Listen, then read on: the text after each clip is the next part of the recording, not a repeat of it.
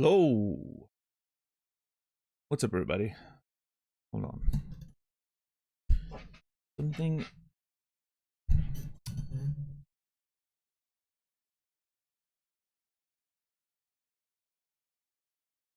All right. I think we're good. What's up, JR, Enktar, Rasta, Zia, Macaron, Sokoman, Shezar, Flamingo, Mac A, Snogger, Colette, Thurlo, Gecko, Surfin. Everybody's doing well. It is Sunday, 21st of December, 2025. Play some blueprints.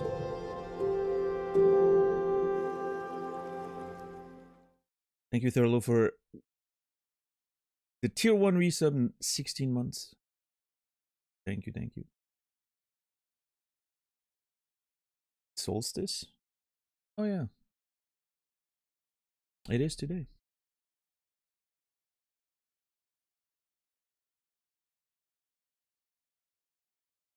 Finally, Jesus. Took a year and a half for Steam to upload.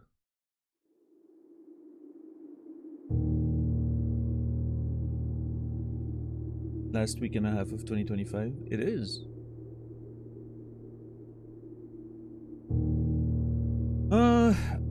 I'll probably say it again later, but I've made the decision, I think, that I'm gonna be streaming on the 24th. I won't be streaming on the 25th. Because the 26th, I have like a family thing in the middle of the day. Well, all day, pretty much. So what I'll have to do on the 25 is stay up later so I can go to sleep late in the afternoon or something, and then sleep all night and get up early in the morning on the 26th. So the 25th, I most likely won't be streaming. I'll be streaming on the 24th though. That's the plan, I think.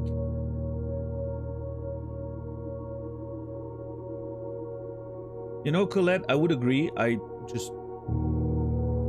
do not see the difference.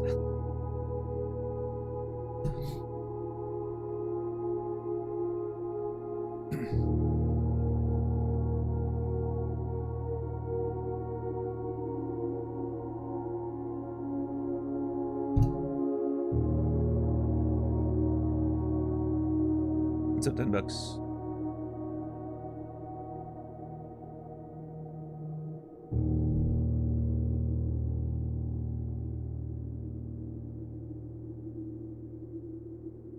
In fact, I'm very happy with the winter darkness. It pleases me very much.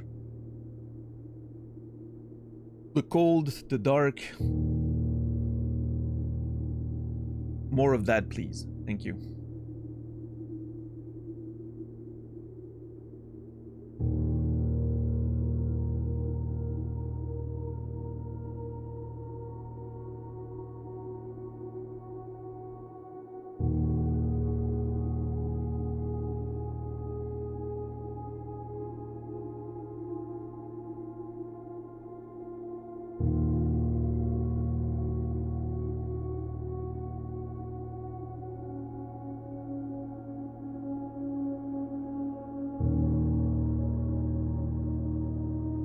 Started watching. It's a 3-hour venture, so I'm gonna consume it in bites. But I started watching Josh Strife-Hayes' review of Cyberpunk 2077. Interesting. I haven't really thought about that game since I played it and finished it, but you know, I really enjoyed the game. He didn't enjoy it so much, it appears. And it's funny because his review starts with like a 5-minute disclaimer about how it's okay if you like the game and he doesn't. And I really, you know, related with that moment, you know, where it was like sort of, he's already trying to mitigate the reactions of people. And then was talking about the fact that people get weirdly parasocially defensive about the games they enjoy. And man, that spoke to my soul directly. Do you think the review will ruin the game for you? Nah, not a chance. I know why I like the things I like and don't like the things I don't like. It has nothing to do with other people's opinion.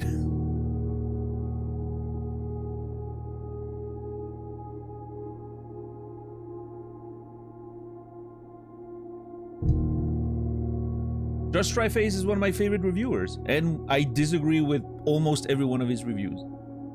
But he's still my favorite reviewer, because I enjoy the way he looks at it and thinks about things, and it's interesting to hear someone else's opinion. If anything, it only comforts me in my own opinions. Because I'm like, yeah, I understand your issue there. It didn't bother me. I understand why you like this. I didn't care for it.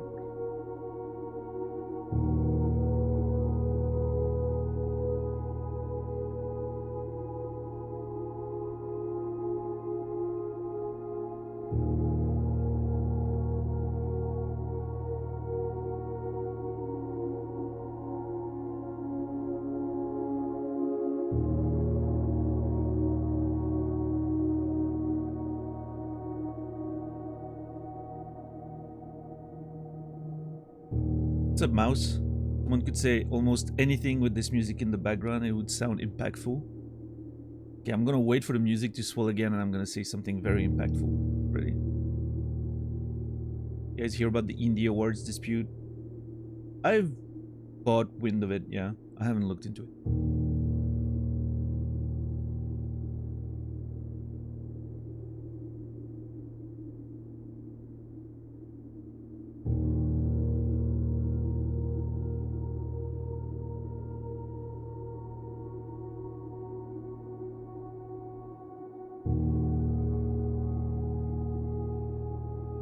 Yeah, $10. Apparently there's some indie awards. I don't know. It's probably like a small thing. But that disqualified Expedition 33 from winning the award. And so Blueprints got it. Whatever. I don't think it's that big of a deal. It just buzzed on the internet because Expedition 33 fans are parasocially defensive of their game. Speaking of which.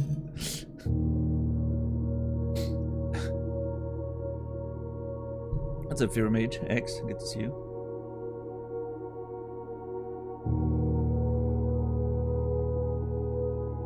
You know, Clev the Mouse. I think that lavender color your name is life changing. Did it work with the music? I don't know. I tried.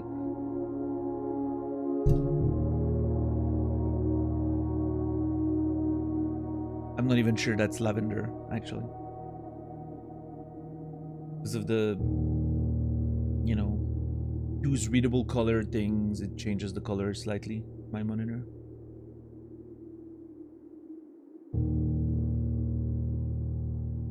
Some things for me, when once it gets pointed out, I can unsee. Well, that's the thing though, like from what I've seen of the video, of the Cyberpunk stuff, for instance, great example. He points out how he doesn't think it's an RPG, because none of the choices you make actually impact the story and the world in a meaningful way, right? And I'm like, okay, I understand, right? From like the perspective of a full-on reviewer that does several playthroughs, tries things and sees all the angles and tries to get like a really like in-depth review of the game as a whole. I'm like, yeah, okay, I understand. That's a great argument, I think, to explain that Cyberpunk isn't an RPG. I get it. But now I look at my own experience and I accept it. You know, it's like, oh, well, okay, whatever. But I look at my own experience. It didn't matter that the other choices wouldn't lead to anything meaningfully different because I don't see them. I only have my own experience with the game, my one life through the game to experience and enjoy. And I think there's an interesting thing here with how I play video games, right? Which is, I know so little about the games that I play. And I research so little about the games that I play. And I never want to hear about the other paths and the other, you know, I'm very insistent about that. We've had that situation on stream, right? Where some people are like, oh, do you want to know what happens if you pick the other option? No, of course not. And I think that's exactly why. because I understand how video games work. And I understand that in most video games, the choices you make are pretty minimal in terms of the impact that they actually have. And I don't want to know that. I play games in a way that maintains that illusion. So it doesn't matter to me that choices are meaningful or not, because I don't see the difference. Now, there are games where your choices are so important and have such a meaningful impact that you will see it more obviously than others.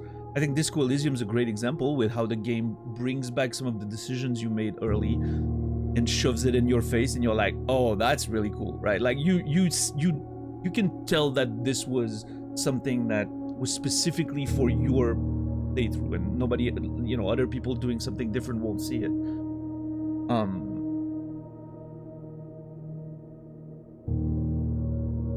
But even in a game, playing Cyberpunk, I made decisions, I picked some dialogue stuff, I did something. I have no idea what, how it would have played out if I did something different. And I will never know, because I'll never play it. Now, thanks to the review, I know that probably not a lot would have changed, and that's okay. I'm just glad I don't play video games more than once.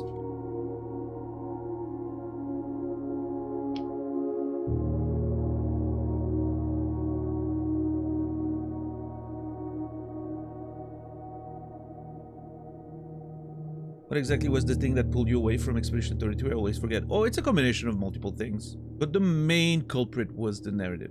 It's just an extremely poorly written video game.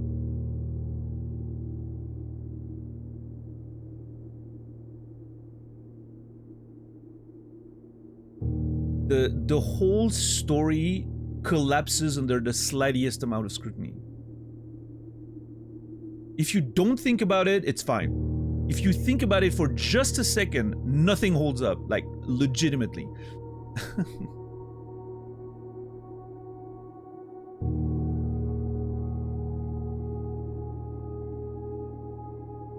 The premise itself does not hold up.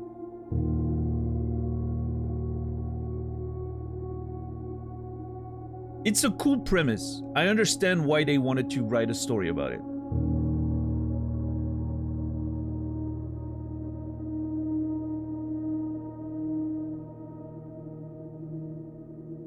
I think they forgot to really, question it.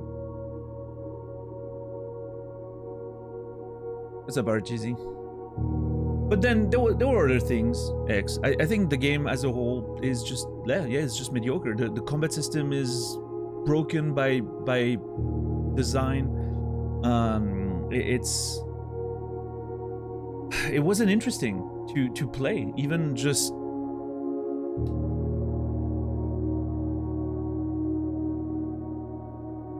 It feels like there's especially I think if you play on the higher difficulty. If I played it on an easier difficulty, I may have had a better time with the actual combat, because I would have had a little more freedom to do some random stuff that sounded funny in theory. But if you play on the hardest difficulty, you're kind of not forced, but the optimal way to play is just parrying and countering. That's it. And every fight from the beginning of the game that you encounter, you can just parry your way to victory. There's no need to actually make progress with your characters. There's no need to think about specific builds. Just literally shove everything into crit damage, parry well, you'll win.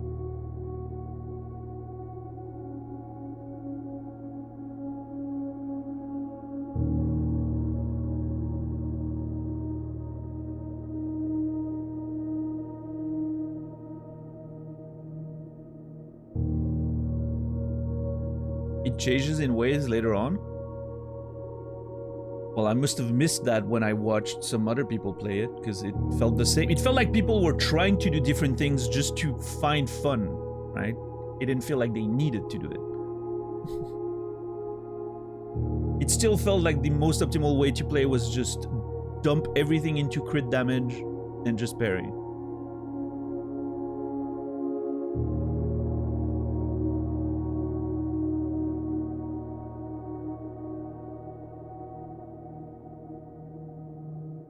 Well, yeah, but you can't do anything. You can play Dark Souls without trying to get hit a single time. That doesn't mean that it's the, you know, that the combat is designed for that. I don't base a game on what you're able to do in it. I base a game on what the game wants you to do in it.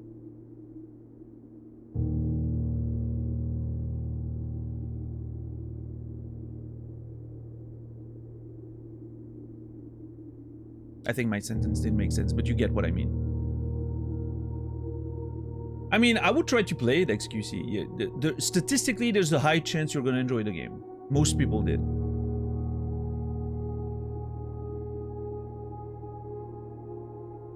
There's a little bit of like, there's a sort of a trendy wave of hate towards the game since the Game Awards, which I find equally as ridiculous as the other side of it.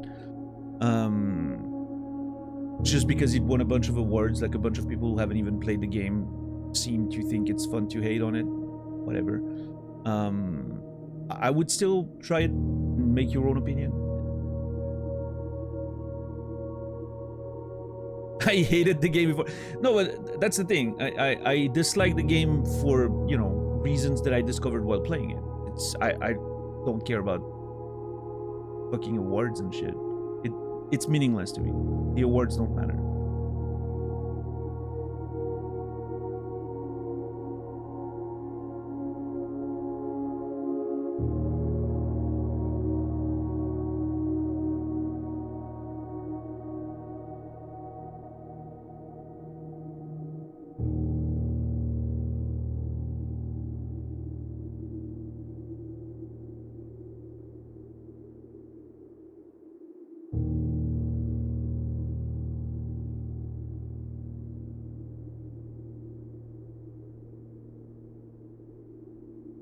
But yeah, I know you, Credo, like playing with the systems in the game and sort of doing what you call game science. To me, I didn't see it because it felt like the optimal way was so obvious that it didn't make me want to search even further. In fact, when I started playing the game on stream, I was intentionally building differently. Just to see.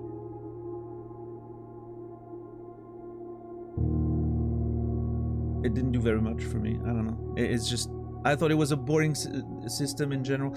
I think the most fun aspect of JRPGs, to me at least, is when you actually have to think about all the elements and you have to build, you have to grind a little bit, you have to build your characters in such a way that then this boss that seemed impossible to beat suddenly becomes possible to beat.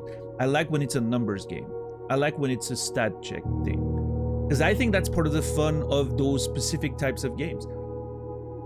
Why give me a turn-based game if the only thing you need to do is parry and riposte every time? And you win literally any fight in the game, you won. You can fight the hardest of the bosses. As long as you parry every move, you're eventually gonna win the fight. It might take ages, it might not be very fun to do, but that's the point, right?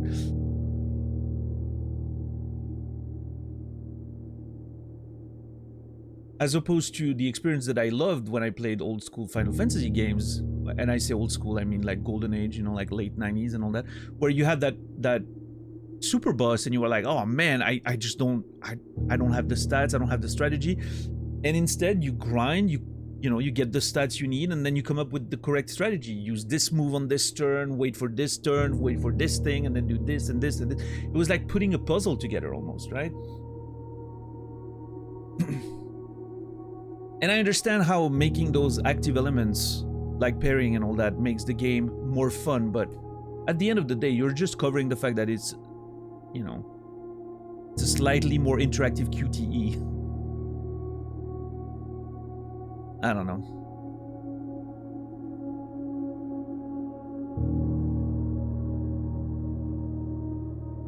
It always, from the beginning, the gameplay always gave me the vibe of, we started off making a Souls-like, and then we realized we didn't have the developers' skills to make a real-time game, so we turned it turn-based. That's always the vibe the game has given me. I'm sure that's not how it played out, but this is the vibe I'm getting when I'm looking at it. It's like the opposite of Diablo. You remember, like Diablo, the story of how they designed the first Diablo? It was supposed to be a turn-based game. And then they were like, how about we make the turn times 0? And it becomes a real-time game. And that's how the game became what it is. Suddenly it was like, oh man, this is fun. I always feel like this one's the opposite. It was supposed to be a real-time game, but they didn't have the, you know, the skill in the development team to make it happen. So instead they made a turn-based game. It's like, if you think about it, everything sort of, I don't know, it just fits. Think of the enemy design, the moves, even like the little NPCs that wait here and there near the quote-unquote bonfires. It just, I don't know.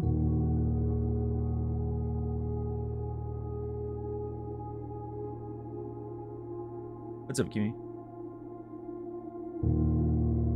Obviously, that's not what happened, because they're very open about their love for old school Final Fantasies.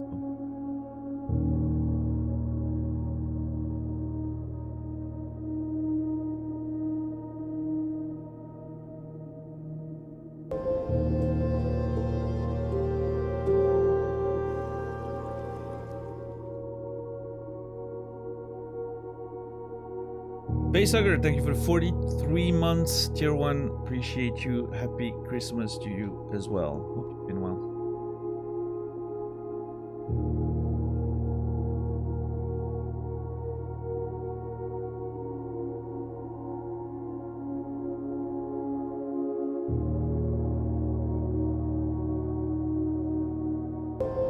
Cassie, 40 months. Merry Christmas to you as well. Thank you very much. Appreciate it. Nibiru, welcome in.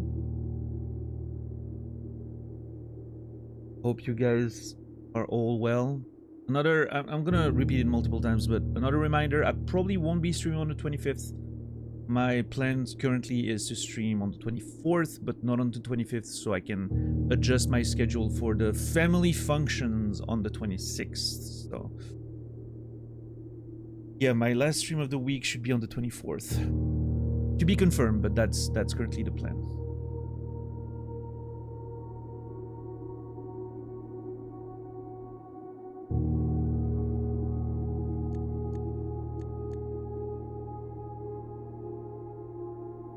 Hope you have a good time with your family. I always have a good time. My cousins are massive nerds of their respective fields. And we have some new card games and board games to play, so it's gonna be fun.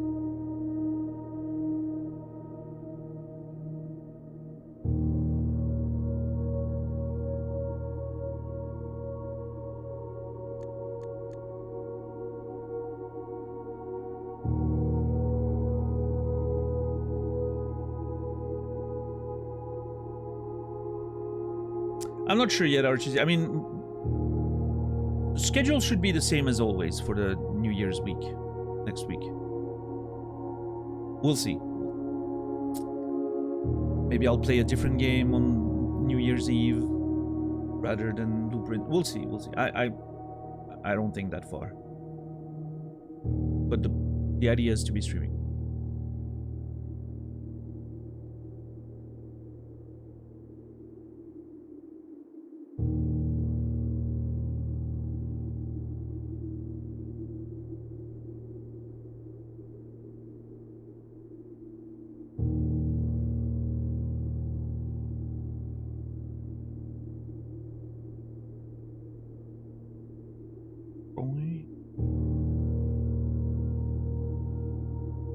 But anyway, all this to go back to that Cyberpunk review. I highly recommend. If you guys don't watch Josh Thrive Hayes, he gets a strong recommendation from me. We've talked about him before, but I've been watching his stuff for a while. I think he's a very interesting reviewer, even though again I disagree with most of his reviews. I always enjoy listening what he has to say about games.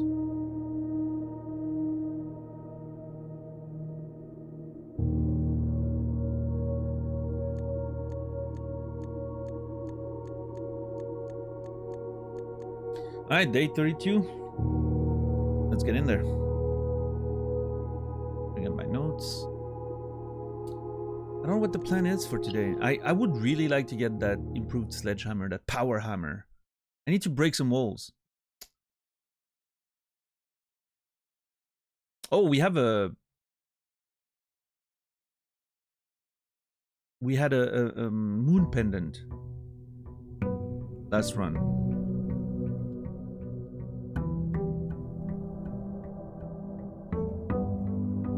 Let's see what we were able to keep. Oh! Okay, the gear wrench, I don't care that much, but the compass? That's insane.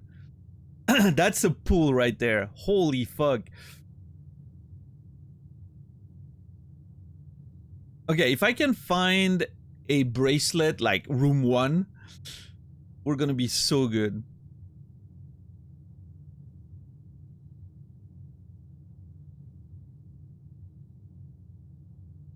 I think there's an argument to switch every mechanical floor plan to common until we can get the mechanarium full. I think that's actually a decent strategy at this point. I had a bunch of stuff. I had the master key. I had, yeah, I had a lot of stuff. But I'll take the compass plus the key card. I mean, meaning we're pretty safe if we can find a bunch of keys early on. Alright, let's try to go see what we have as an outside room.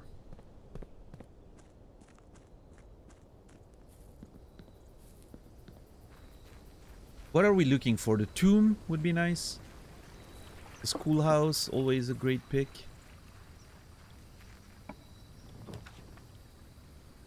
Well, that's an easy pick. We still have a shrine. Rotate the floor plan? What? What? This floor plans cannot be rotated. Makes sense. I mean, the hovel does nothing for us, I don't think. I mean, the shrine, we already have a thing active. So yeah, the tomb, of course. And we're gonna go grab... gonna go grab the lady's journal. Yeah, the journal key. Oh, we get a bunch of dice here. Oh. Well, that's nice. I didn't know those were gonna be there always. Okay, the tomb's actually really strong, then.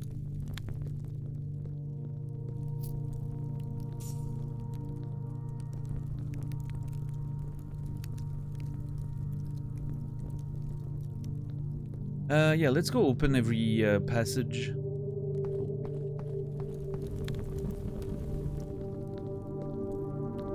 I mean, I'm using a lot of steps right now, but I think it's okay.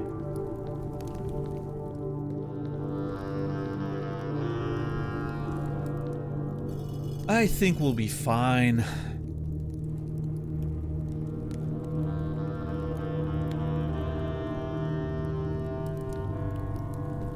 I don't even think we needed that opening, but...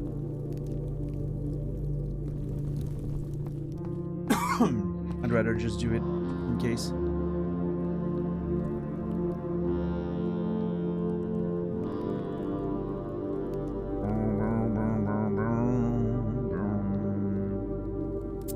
Yeah, we talked about it, Cielo. Equally as meaningless as the other awards for me.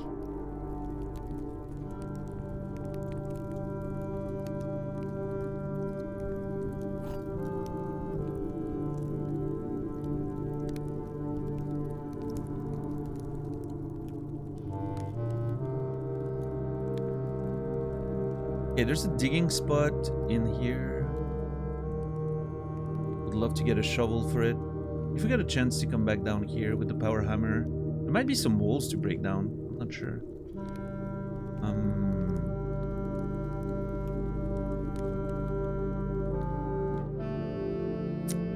God, this track's so good.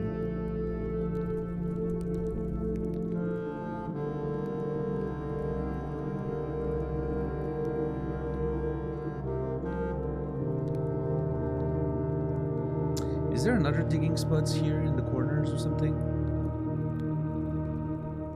No. I remember one being here, but that must have been random.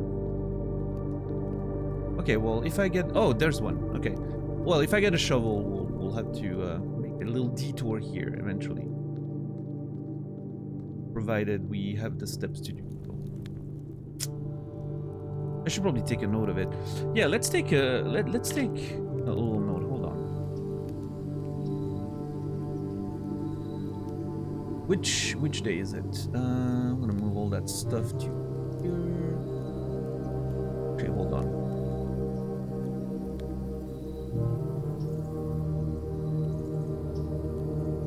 Day 32, right?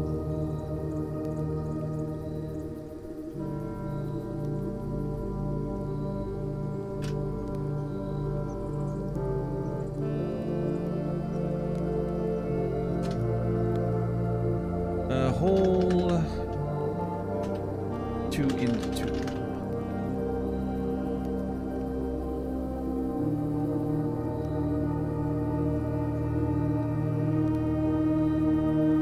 Okay, this one we did.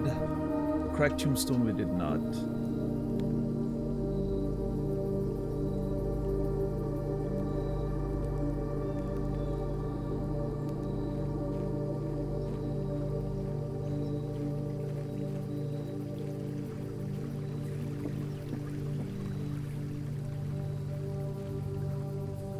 Alright, let's see. Oh, I know what I need to do.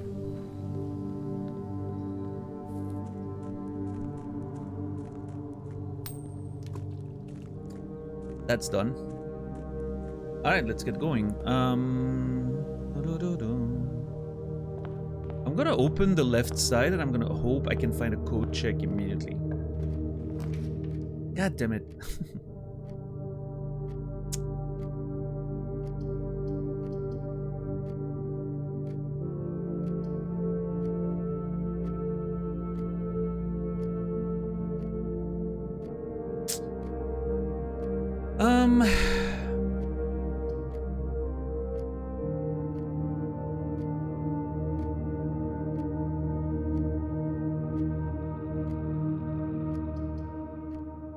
I'll go parlor, I think.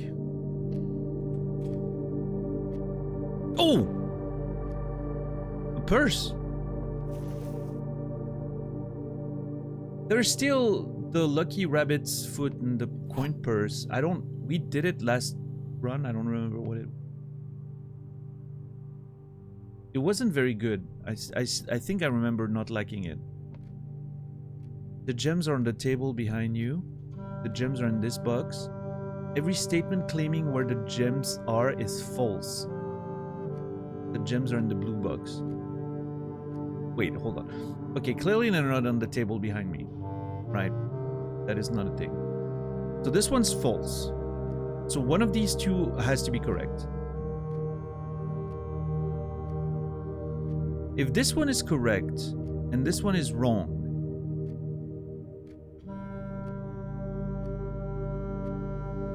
then it means it's in the white. If this one is wrong and this one is correct,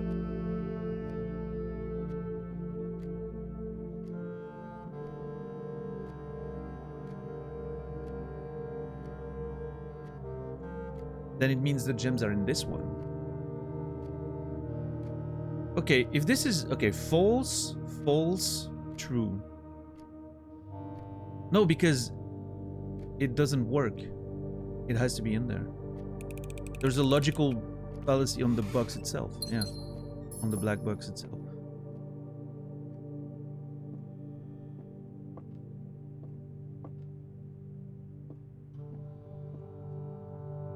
Alright. I'm gonna go right side, because we need to find her ladyship's chamber. Yeah, I'll go courtyard, I think.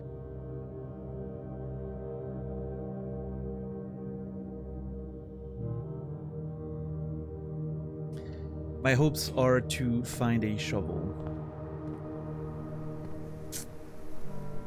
Well, that sucks. Not a chest, not a shovel, nothing. Wow. Thanks, game.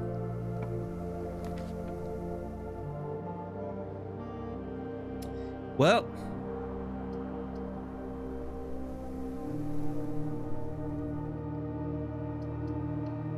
I don't think we're gonna go any further than that without taking the code check. Alright, bracelet. Half of the run is sold at this point. We need some keys and we're good.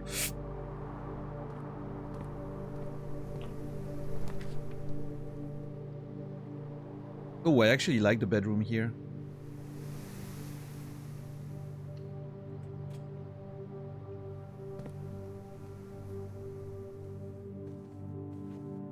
I need to find a store.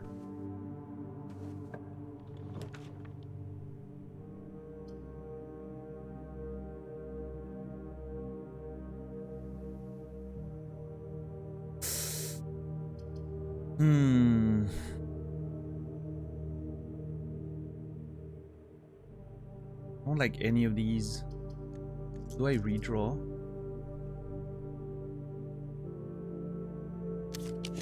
Yeah, I think our start is important here, so I need to redraw this.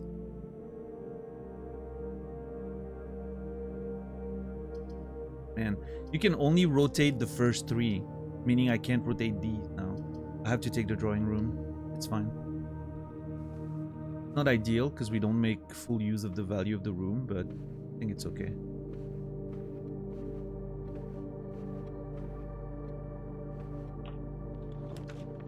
Give me a free redraw.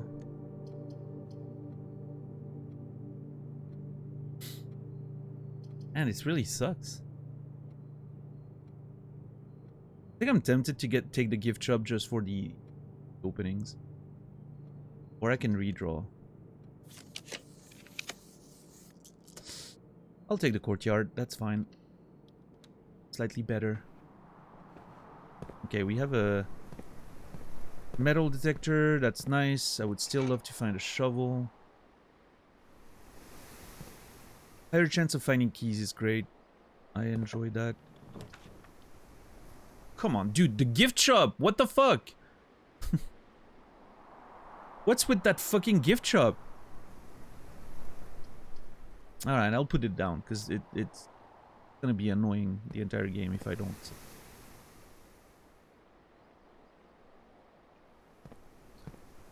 I'm gonna go there first.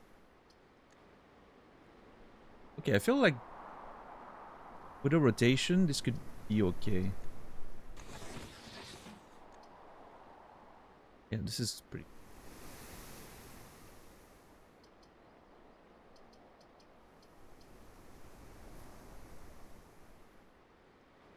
And the chapel's not terrible, but I'll go then.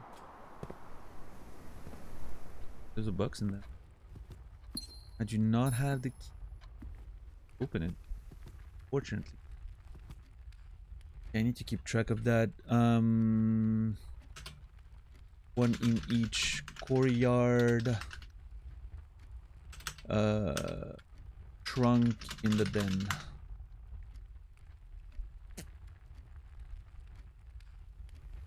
Bit of an awkward start to the run. The fact that we can't find a key. Annoying. But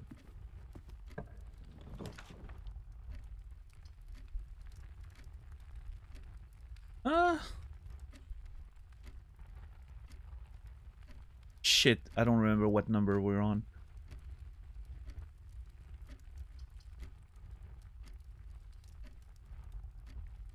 I think the chapel here is pretty good. Opens up the map quite a bit. I'm not gonna enter it, but I'm just gonna open it.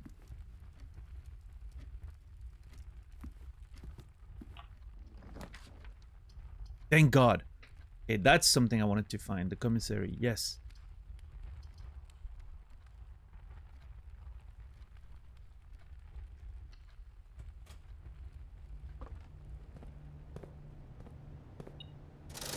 Let's get the lot. Magnifying glass. Sledge. Sleeping mask. Running shoes. Beautiful. What's a detector? I was hoping for a key, but I'll take that. Yeah, I'm just gonna backtrack since I'm here anyway.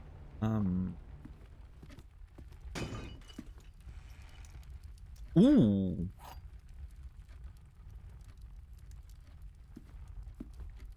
I'm not upset about that.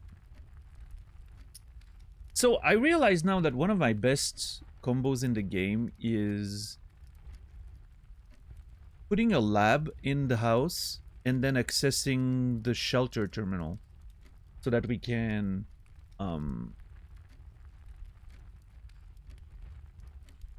get the protocol working. I think that's a great combo that I need to do more. Although having the doors unlocked prevents me from getting stuff like Secret Garden, so bit of a double-edged sword there. I'm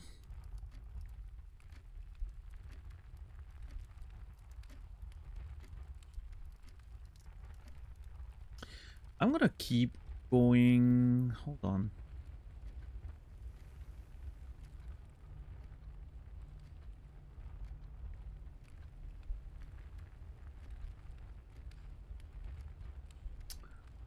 I need to think.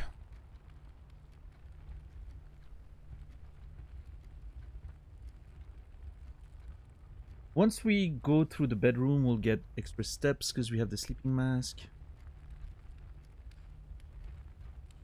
But I could keep that for later. We're clearly gonna have to backtrack anyway.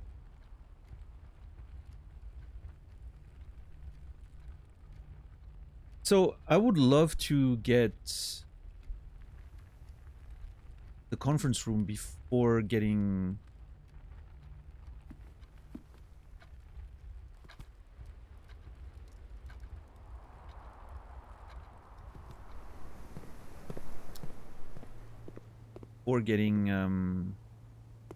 Secret Garden, but this is gonna be locked, isn't it? Yeah. So I could get the Secret Garden down now. It's kind of a waste of the fruits. I mean, at least it's centering all the fruits in a like sort of limited area, which is not awful, I guess.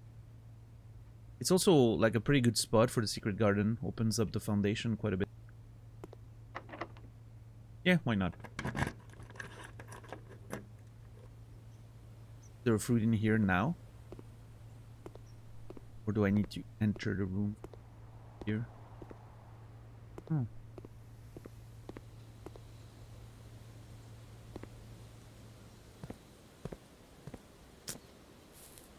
I was hoping for a shovel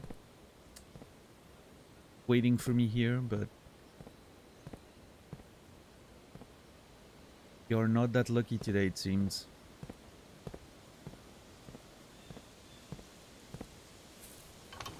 The lack of key is concerning.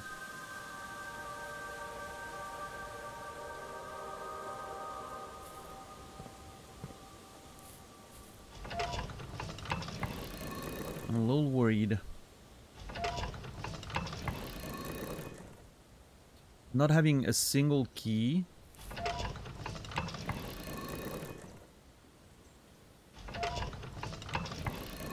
That deep in the run.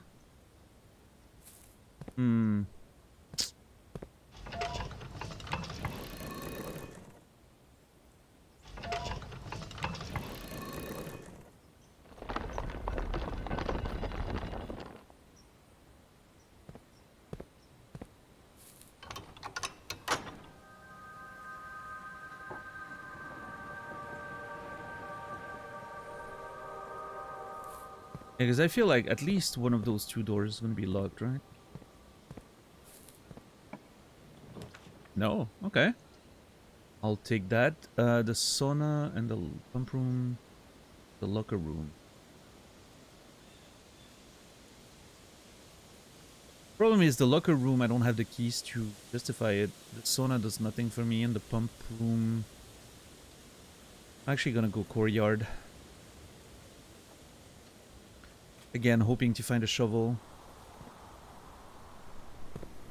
God damn, we're unlucky. Oh my god.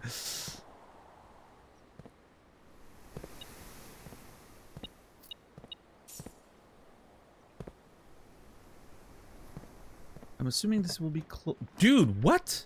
How is it not closed? I mean, I'll take it. Don't get me wrong. I'm just baffled. I'll take the Nook into the library, I think.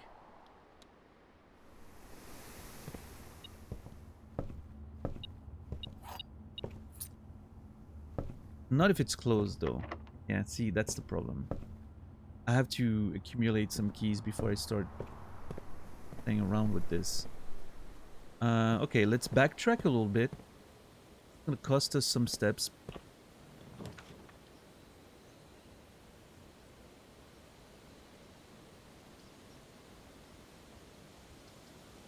Okay, I think secret passage here into orange, maybe?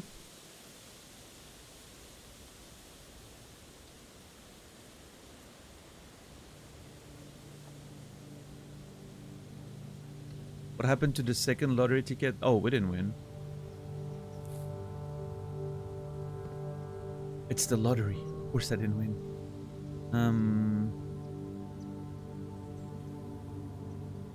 What do we go from here? I think...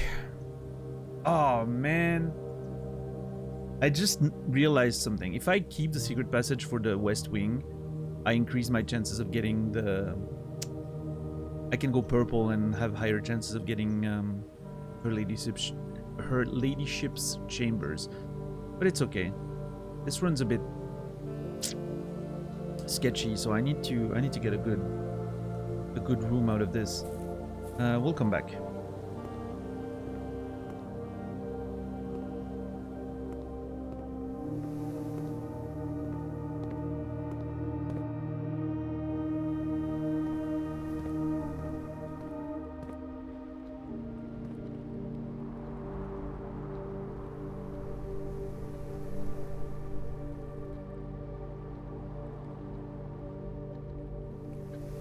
Okay, I was thinking there should be a fruit in there. Chapel. I don't care about the coin. Okay. Nice. That key is great. Ooh.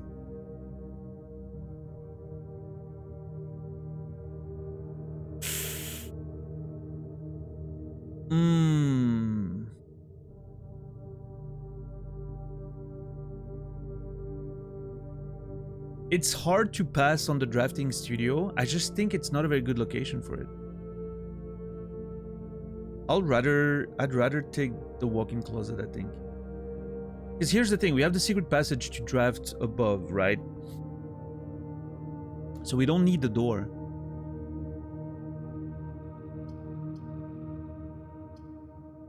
Yeah, I'm gonna go walk-in closet because we're running short on supplies. You really need some keys. See, perfect. I'm very happy with my choice there. What's up, person? How are you doing today? Good to see you.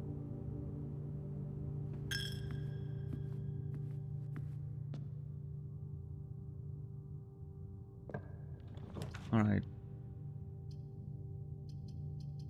Not a bad courtyard. Rotated. That's the one. Please give me a shovel. Ha! So. Oh my god, there's so many shovels. So many holes that...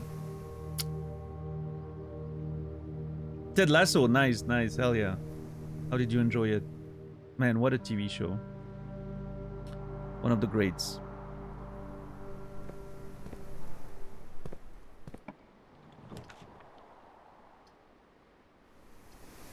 The end of season 1 is the end of the first episode is such a heartbreaker. Like, it's the moment you realize it's not gonna be just another, you know, silly comedy.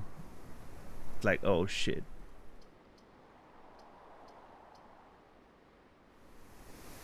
Yeah,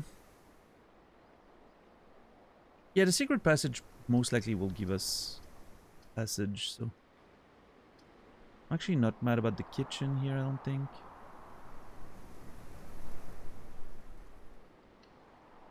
Yeah, kitchen works.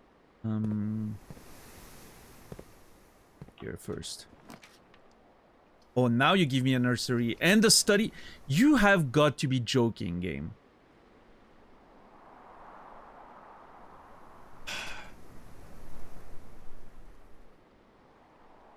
Can I afford it?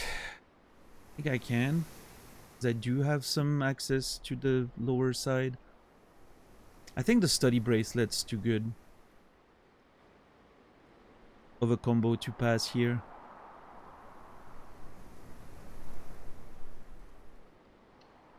Yeah.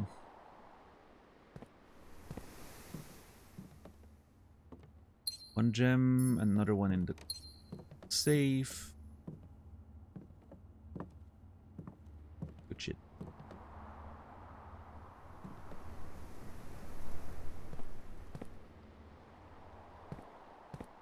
Get in there.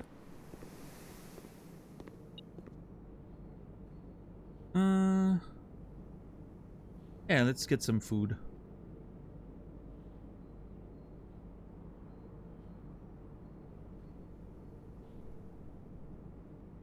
+5 for every green. Oh my god, how many do we already have? 1, 2, 4, 5.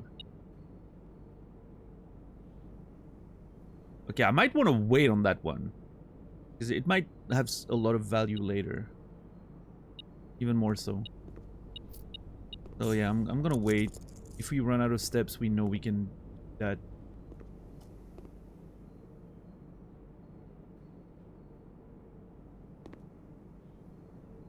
Yeah, of course, person. One of my main one of my favorite things about Ted Lasso is that it wasn't, unlike a lot of other sitcoms, TV, like comedy-ish TV show, it doesn't create issues by having the characters miscommunicating with one another.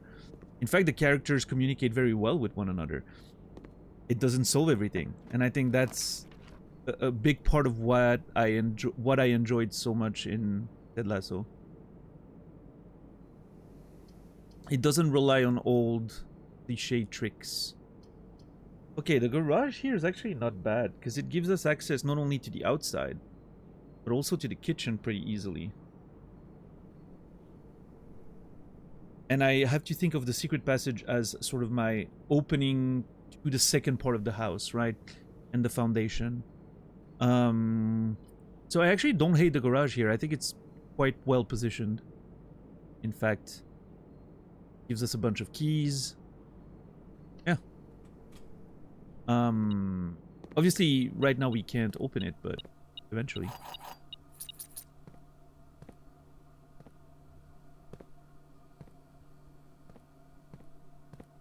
Eventually.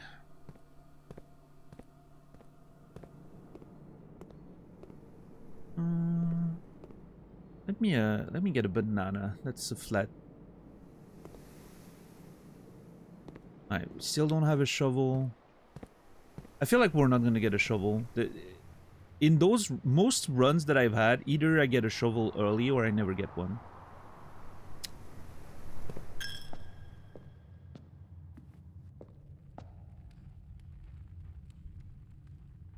I'm actually gonna backtrack all the way to the outside, I think, here. And come back up through the foundation. Just to grab those steps in the bedroom. And the last few fruits that were spread.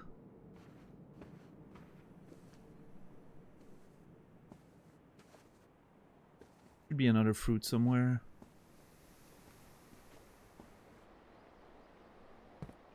Man, my kingdom for a shovel.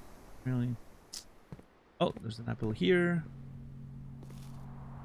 Basically pays for me going in and out, but okay.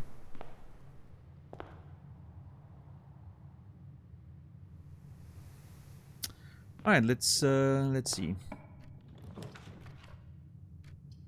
See, I don't want the cloister here. I want to keep that potentially for the out of the secret passage. I think I'm gonna go into green from the secret passage. It's better than orange. You have green synergy with the kitchen. I think the breaker box here is good.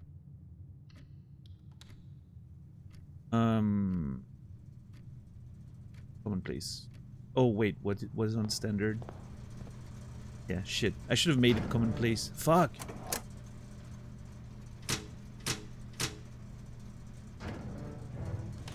Actually, hold on. We have a key card. Let's give it on.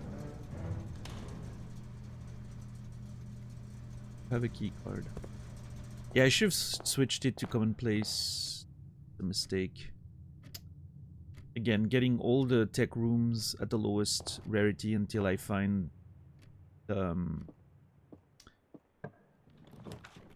until I figure out the mechanarium situation. Ideal.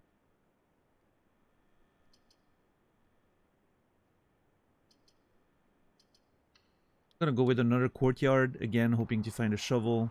Oh my god! Hallelujah! I hear the angels singing.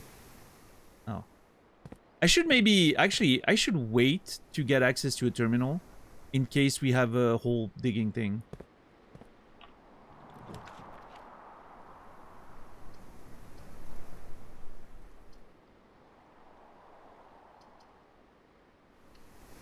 Yeah, West Wing holds fine here.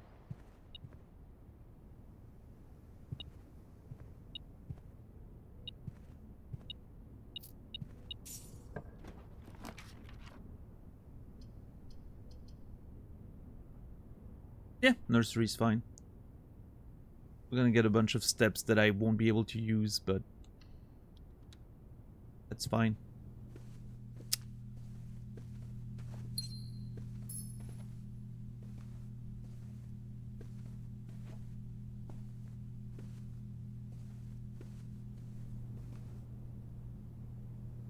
Alright, first half of the house completed.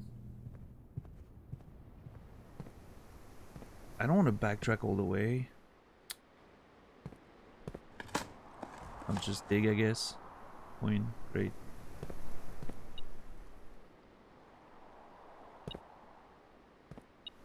Ooh. An extra key? Don't mind if I do.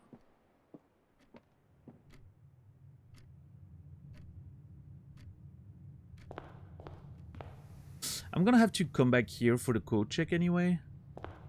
Yeah, I'm not gonna go dig all those holes right now. If we can get an experiment going, like allowance for digging trash or whatever, it's gonna have more value later. In fact, I'm not even gonna go dig this one. Oh shit, I should have opened the garage. Oh, it's fine. We can use it later. I'm definitely gonna backtrack all the way here for the kitchen and the courtyard, so.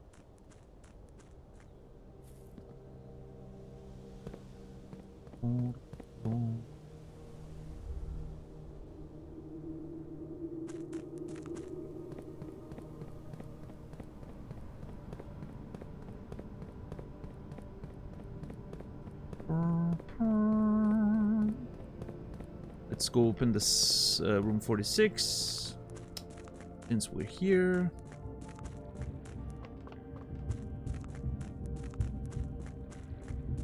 Ooh, actually, maybe I should go in the tomb. There's probably a bunch of gold there. Hold on. 1, 2, 3, 4, 5. There's at least like 25 gold in the...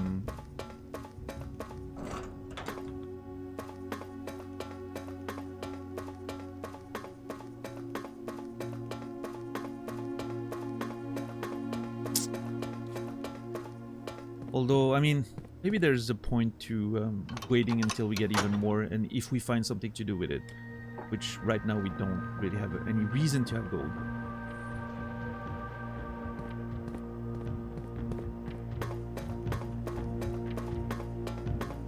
What an interesting question, Soitsu.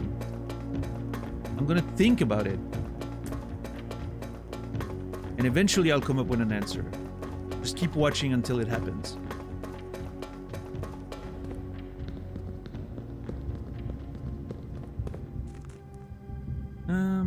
What do we do now?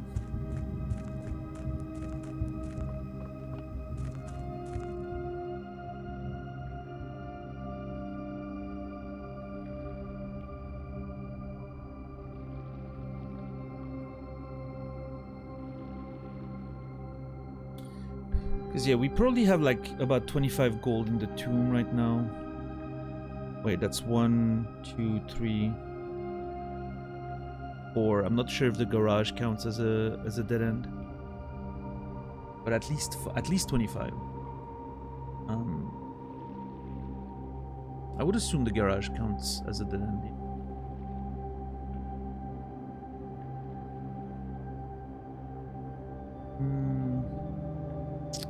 I can go out from the garage again very easily if I need to. If I go to the kitchen, get some bunch of steps, synergy with the green, get the money. Yeah, if we find something to do with the money, which right now we don't have anything, but also picking it up as late as possible gives us more flexibility with the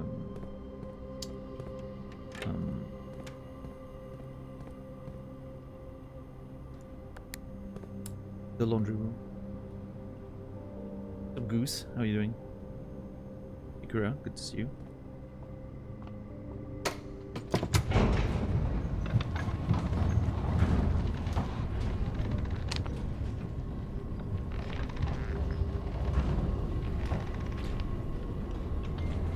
Okay, so I don't think we're getting the mechanarium rooms we need today, unfortunately.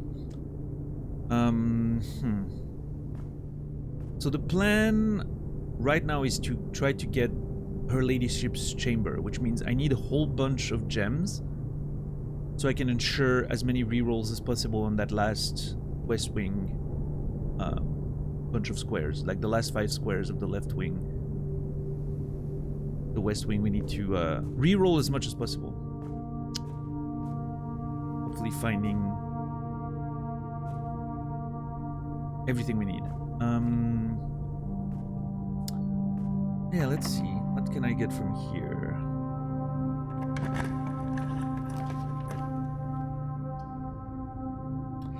I don't hate security here. I do want to rotate it though.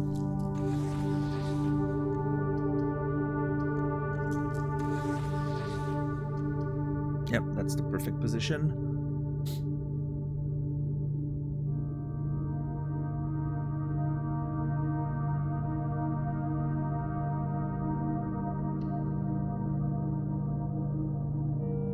I'm gonna make it commonplace.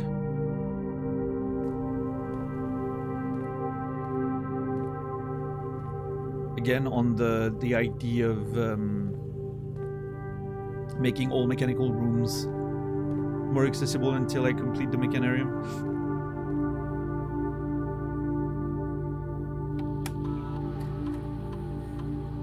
$35 coins already. Holy. Okay, that's a lot.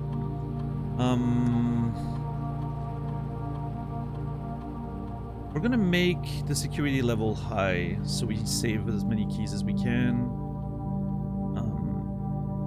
Now, here's the question. Do I log into the lab and start the experiment right away, or do I wanna try to trigger the protocol? I think it's late to trigger the protocol. We've already filled more than half the house.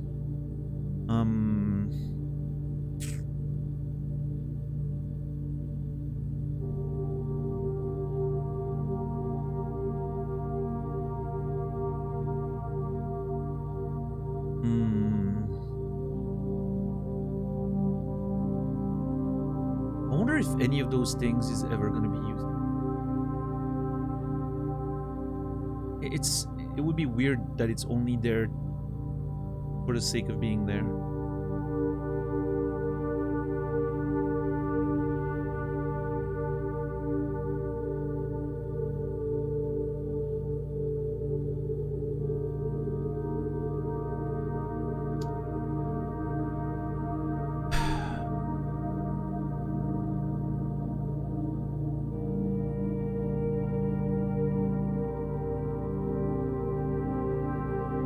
thing is, the shelter is the most valuable one, I think. I mean, the office, you can get a bunch of money, but I don't think I'm gonna need money.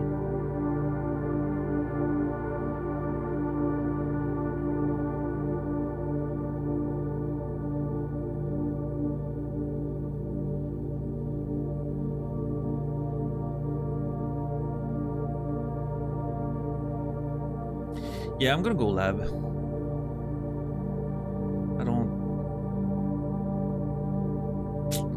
I mean, I might want to put a lab down anyway, but it's too late now. Rico, thank you for the 40 months. Appreciate you. Save yourself from spoilers. Thank you, thank you.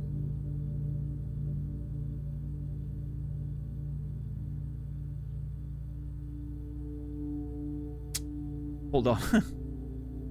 We have the potential of doing something really funny again, but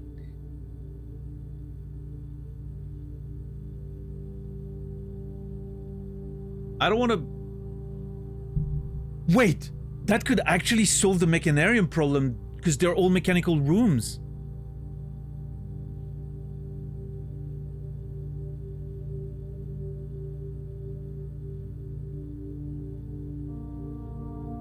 Okay, it's gonna be tight, but I think we can do it. There's not a lot of room to play with, but I think we can do it.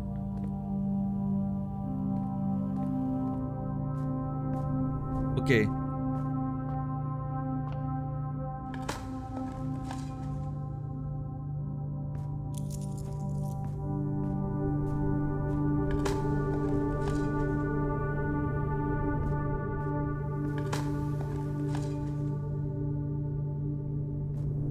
I think we can make this work. Hold on.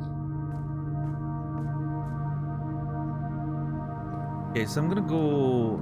Oh, I'm gonna sneeze. Hold on.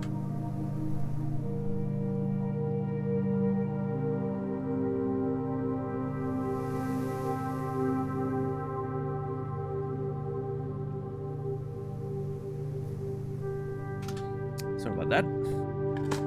Thank you, Macaron.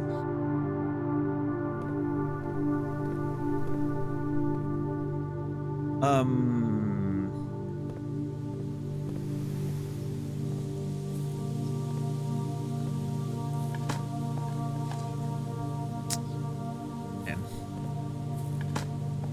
Give me some gems. I need gems.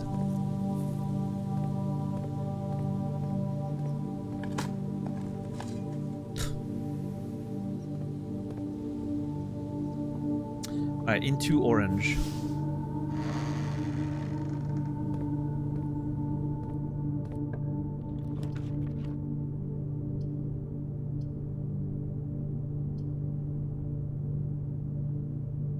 Do I care about the Great Hall here? I don't think I do. I'm gonna go corridor. Save the courtyards for later. This will trigger the experiment. Now we get a bunch of aquariums. And now we begin. Hopefully. Yes. That's one. And we can rotate them too, which is so perfect. Now it begins, yeah.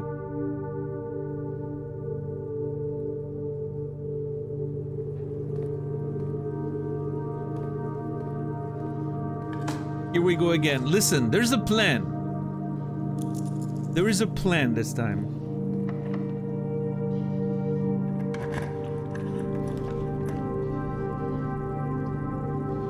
Not even an aquarium? I feel very disappointed right now.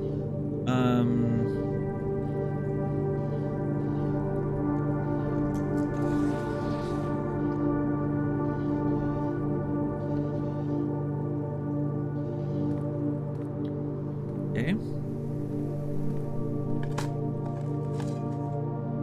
How many more do I need?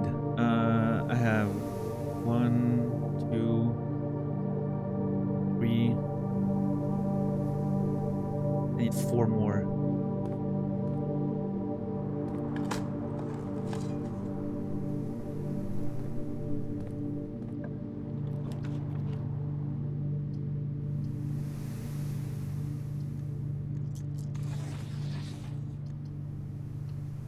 Right? Oh my god. If this works, this is gonna be great. If it fails, I'm gonna be very annoyed, but it's worth a try, I think.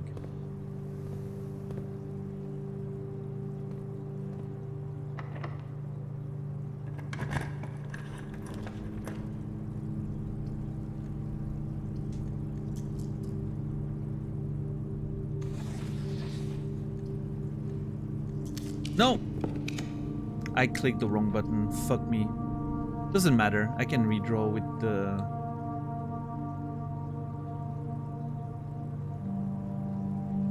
with this.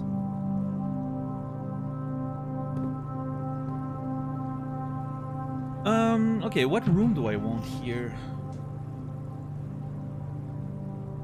I think there's an argument for this, actually. Lose steps, but gain keys on the west wing. It's not that many rooms, and it's gonna give me just a couple more keys. And I have enough steps generation anyway. And I don't need the money, I don't think. Yeah, I need a bunch of keys. So... I just don't want to run out of keys. That's the main issue I may have this run.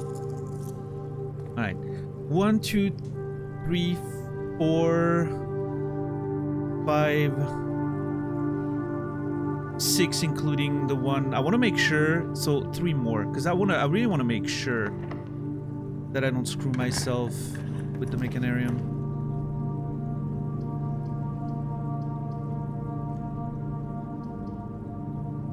If I draw again, I'll find an aquarium, right? Yeah. No? Oh my god. Well, again, I guess. Oh my... Now I don't find one. Sure.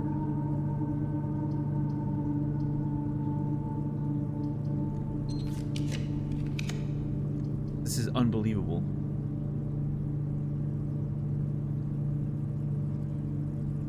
Okay, courtyard then. I don't want to spend all my gems. That's the problem.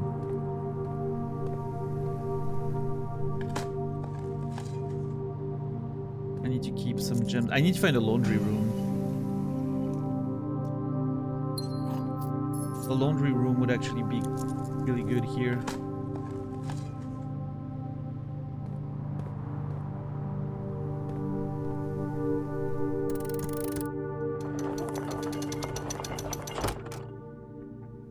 I don't have the quest bedroom. That's annoying.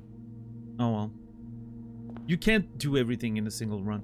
It's so funny how at the beginning of the game, when you first start playing, the difficulty is filling the house. And then you reach a point, which I've been there for a while, but you reach a point where the difficulty is I don't have enough space in the house to put down the rooms that I need. I think it's an interesting, like, sort of switch, you know?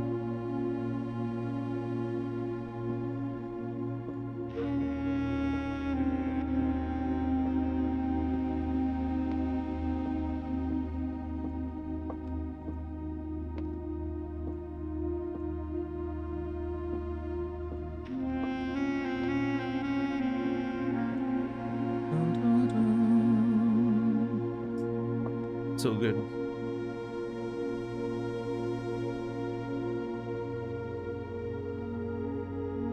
Again.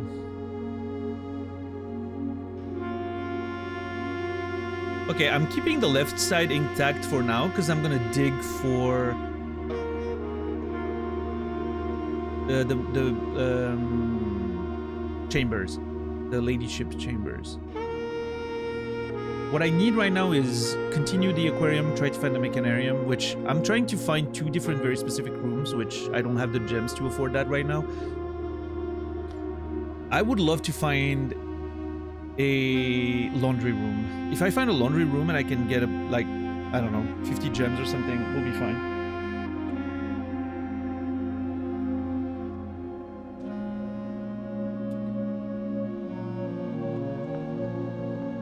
Okay, let's see. Yeah, I was gonna say, an aquarium here would be nice.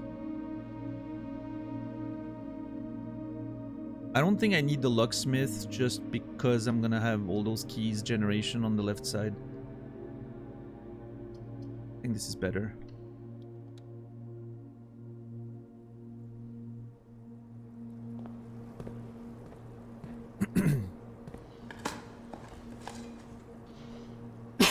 Sorry.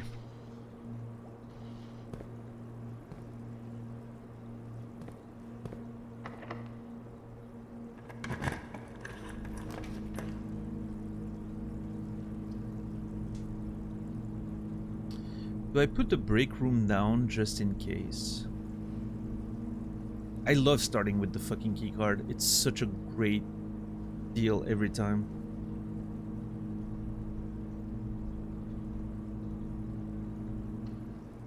Yeah. Also gonna give us a bunch of keys. I'm not mad about.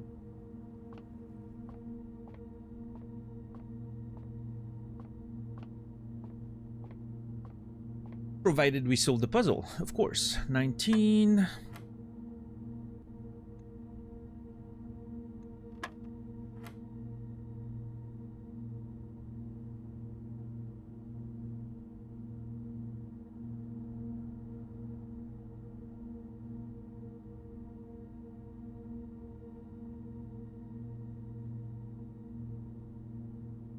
Okay, if that is yellow, does that mean square root and it's a square root of 16, which means the answer will be 14?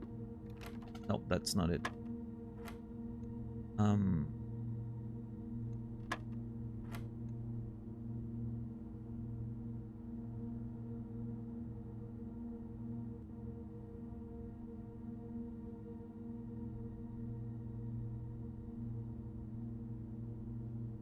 Oh, okay. First the thing and then squared, so that's 4.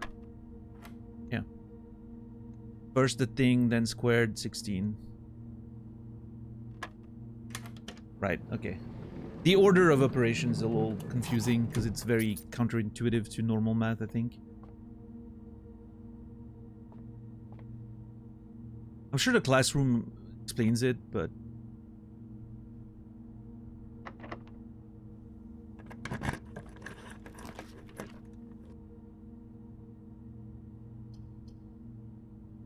We've never drafted the dormitory.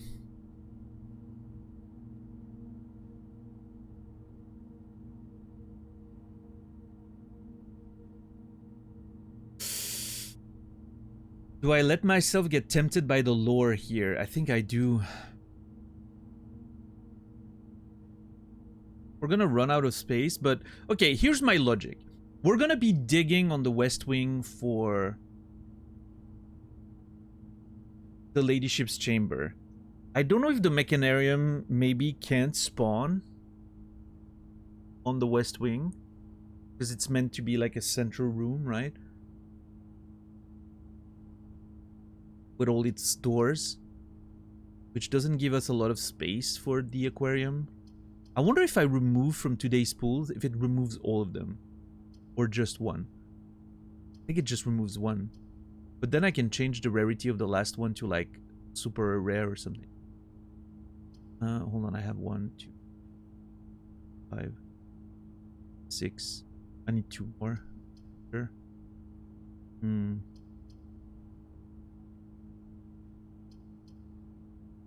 Yeah, I'm gonna go dormitory. It's a good position for it too.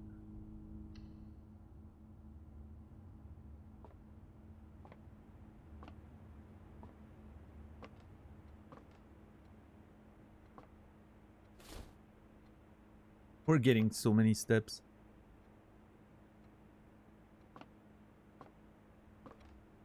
Ping pong paddles. An actual paddle.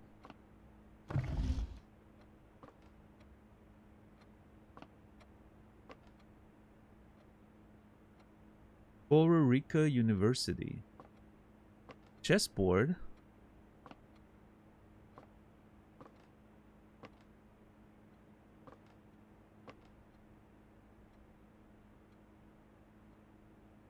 The Void of Frills. I mean, we read the thing already. I'm not...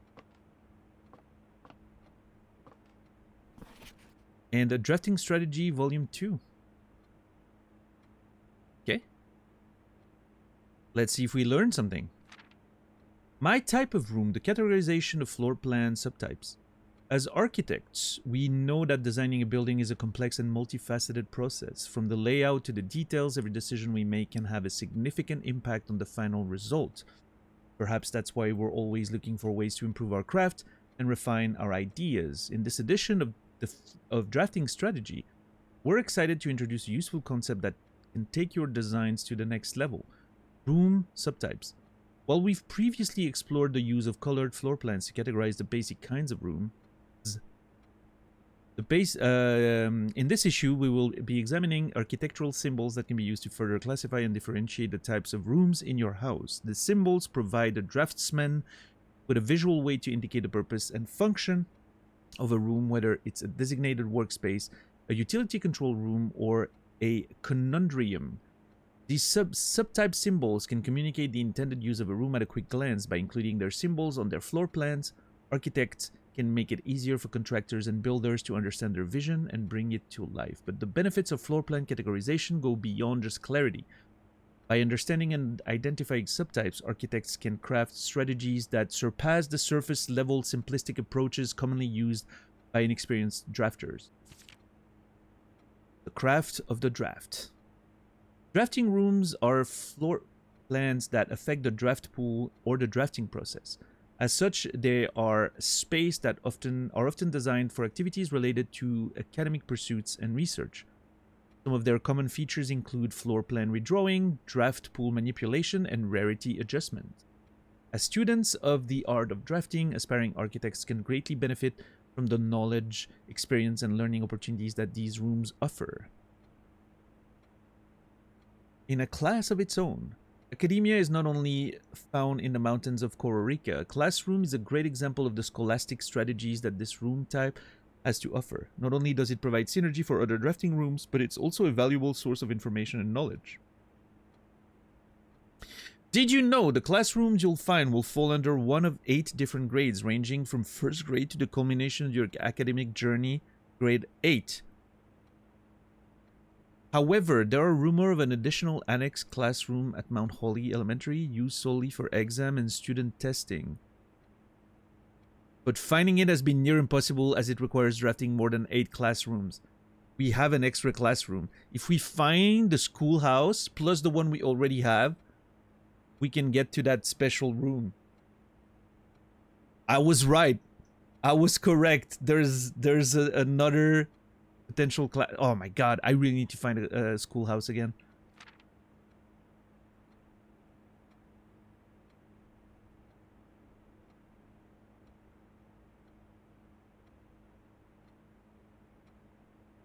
Shifting gears, Architectural's Digest to Mechanical Rooms. Far from the pristine white pages of academia, the mechanical world is a rugged industrial space marked by the symbol of the gear and stained with the grime of heavy machinery. These floor plans prioritize function over aesthetics, and the design of each mechanical room reflects this focus on efficiency. These rooms serve as the command centers for estate operations, housing the control systems that keep everything running smoothly. Ducts, ducts, ducts. 3-way rooms split ducts 3 ways. Boiler room is known as a power source because it provides steam to power to various rooms in the house. Steam is conveyed room to room via ducts that can run across the ceiling, and power can be transported across great distances as long as you continue to string together rooms that contain power ducts. So when you're in a room, look up. There might be a duct. Did you know drafting from a door that is steam powered will increase the likelihood of drawing rooms with ducts? I did not know that. Interesting. No time like the future. Architectural's Digest's Guide to Tomorrow Room. Some rooms offer long-term benefits rather than immediate resources. These floor plans, known as tomorrow rooms, are considered an investment for the future, and they offer the forward-thinking architects a number of strategies that will pay dividends down the roads. Strategic planning is critical to drafting success, and knowing when to forsake the current day's progress to set yourself up for a prosperous future is a critical decision that each architect will encounter. Time freeze. Nothing better exemplifies setting yourself up for tomorrow as the expense of today than the freezer. But drafters who may not want to totally abandon the current day's progress will be pleased to know there are a few clever ways to manipulate frozen assets. Entering furnace or sauna after drafting the freezer will thaw any frozen gems or gold you're carrying, and you will once again be able to use them. However, if you still wish your accounts to carry over to the next day, you will have to refreeze your assets by again re-entering the freezer. Interesting. I did not know you could do that.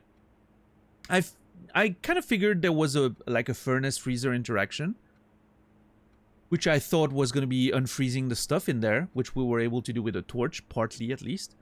I think there might be more there. But the sauna thing is really cool. I did not realize that that was going to be a thing. Okay, that's nice. It's good to know.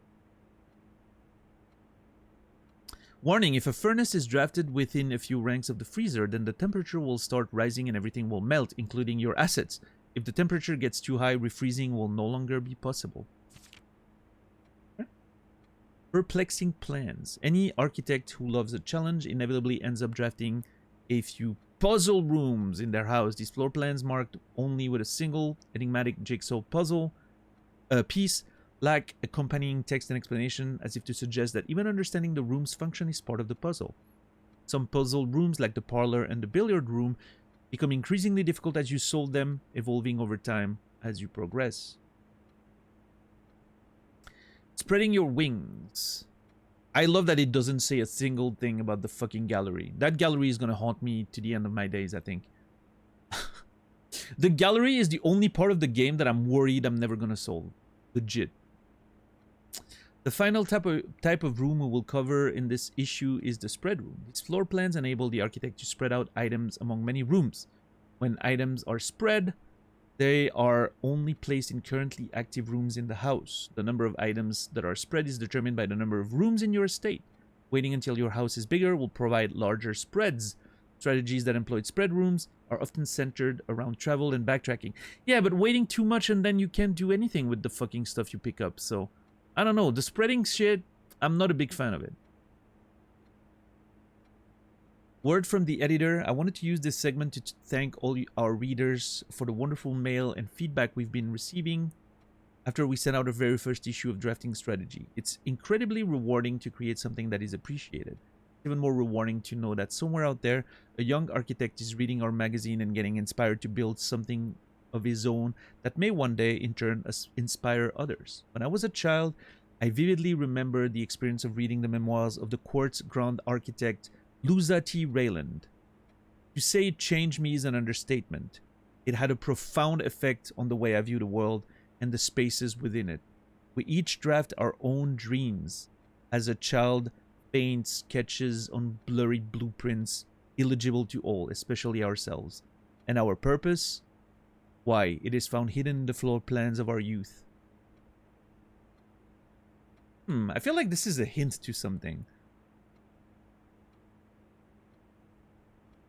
Also, I don't think it's going to be anything, but I do want to try. Luza T. Rayland. Blackbridge. Who the fuck knows? I doubt it's, you know, again, I don't think it's going to lead to anything, but, you know, rail or something, right? Yeah, I do love the words from the editor. They're always very nice. We are in dormitory.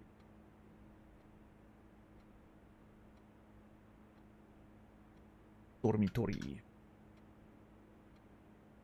Let's take screenshots.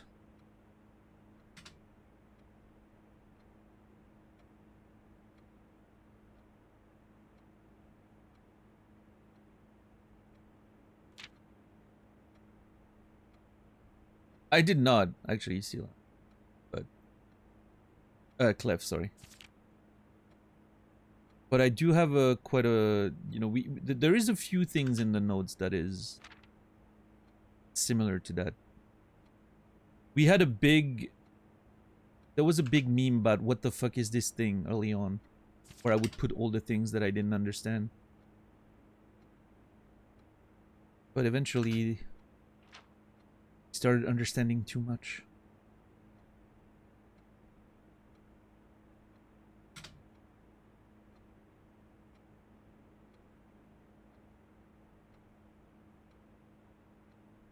There you go.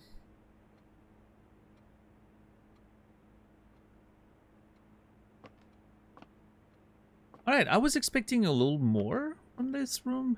I'm not gonna lie. I was hoping for a bit more lore about young Simon or something. I don't know. Maybe... yeah.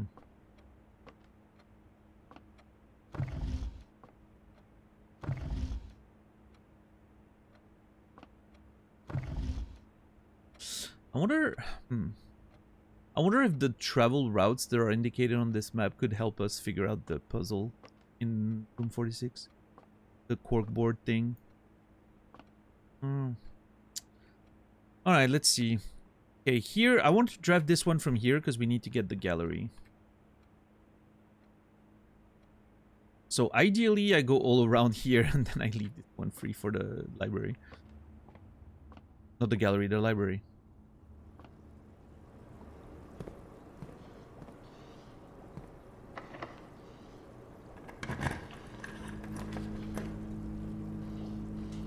I don't need steps.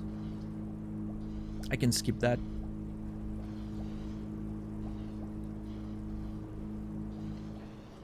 Gonna do that. Yep.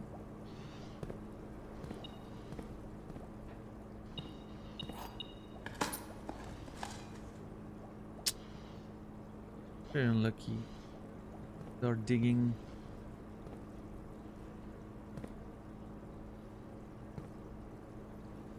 One, two, three, four, 5, 6, 7. Wait, 1, 2, 3, 4, 5, 6, 7. Plus the final one, that should be 8. So we should be good with the mechanarium.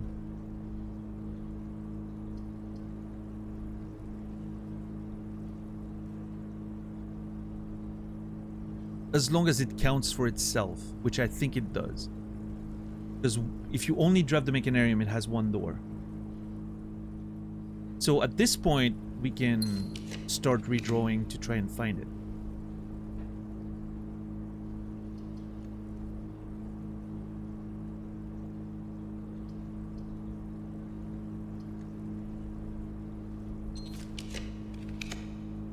Ooh!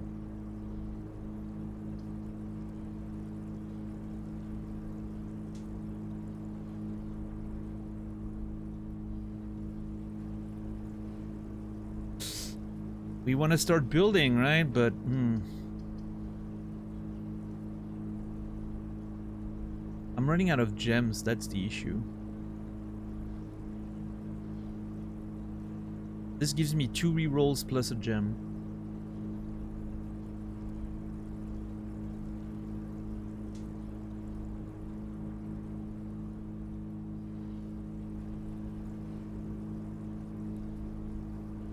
I'll take it.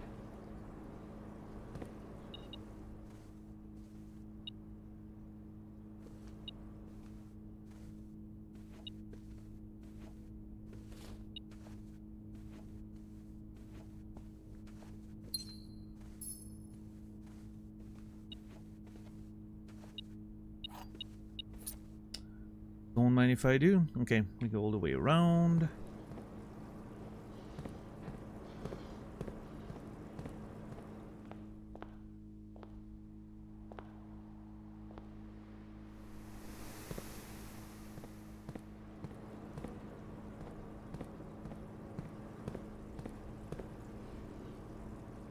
What a silly fucking house again.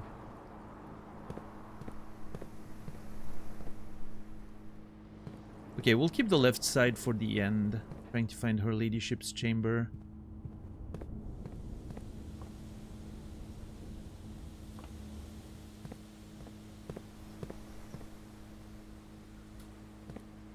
Okay, we're gonna draft a library from this one. Because we need to make progress with the library.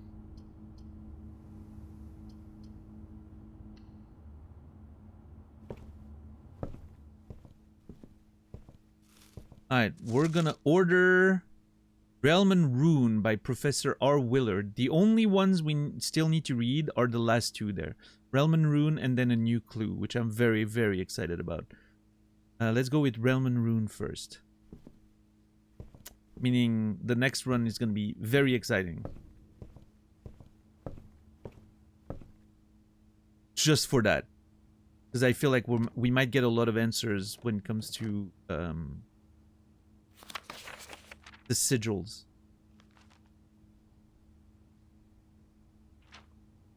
What's up, Strange Pie?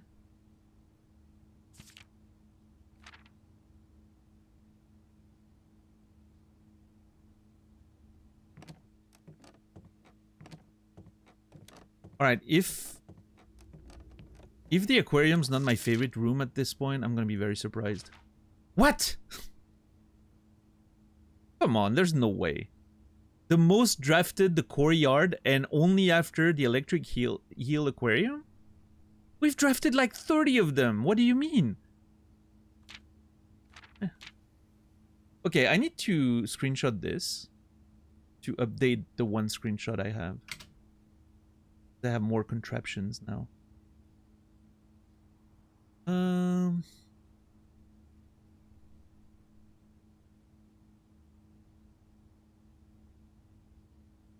replacing the previous screenshot.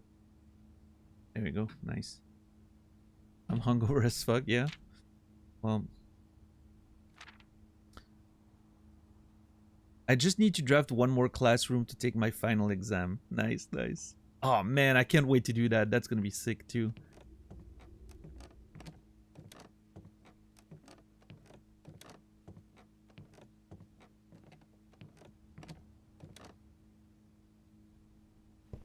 So many interesting things to come.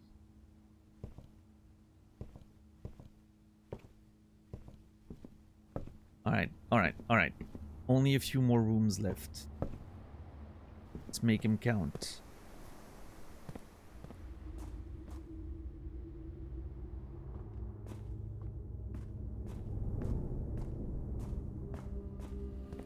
Okay, there's two rooms I would like to find. First, the mechanarium. Second, the laundry room. If I find the laundry room, I am absolutely taking it.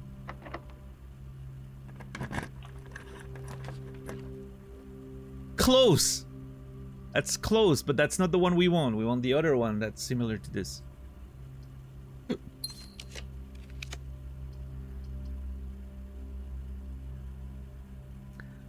I'll take it. I'll take it for the sake of redrawing 1,000 times on the left side. We need 40 gems minimum.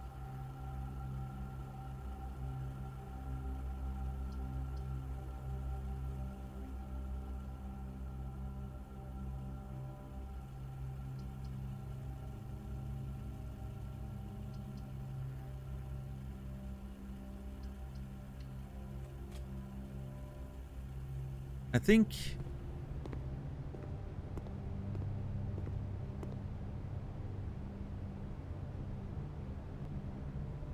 it costs 10, so I would need, because I can redraft 8 times, right? I can draft 8 times per room, so we have 5, that's 40. I would only get 34 gems with this, which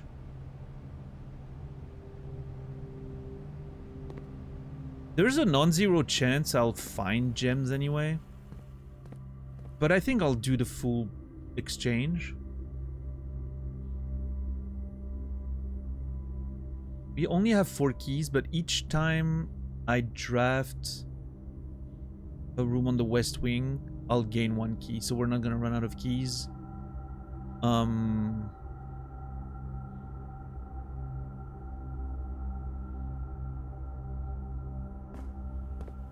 How much coin do we have? Because hold on, if we find a locker room, there's a play potentially. No, we can't find a locker room. We don't have a 1 trunk? Wait, where?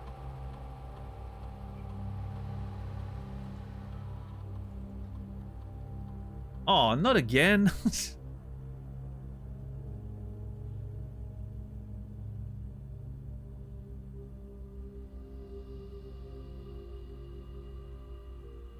Oh, it might be in one of the early courtyards, I think.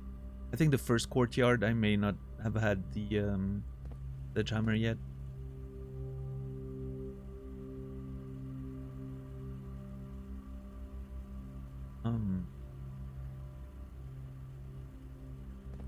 Yeah, let's go get all the coins and then we'll buy some stuff in the kitchen, I think.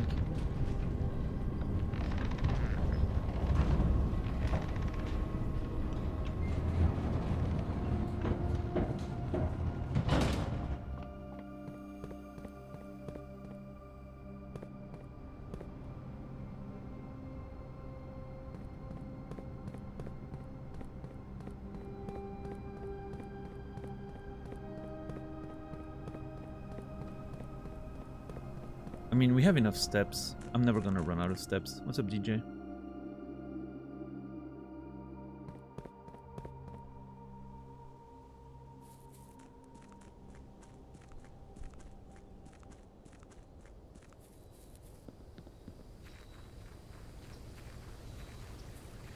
It's funny because I have this thought that I started accumulating coins in the well, and I'm like, oh yeah, I probably have a whole bunch of coins in there. But no, I mean, I have 32 in-game days, and we've only started throwing coins in there for like the past maybe 5 or 6 days. There's like literally nothing in there, but it extends over such a long period of time that it makes me think that I have a lot in there. My perception of how little is in there is skewed. Come on, all this for pebbles?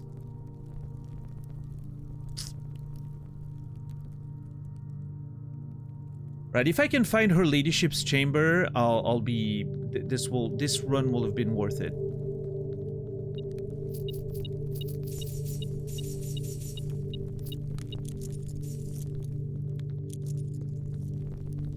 So much gold.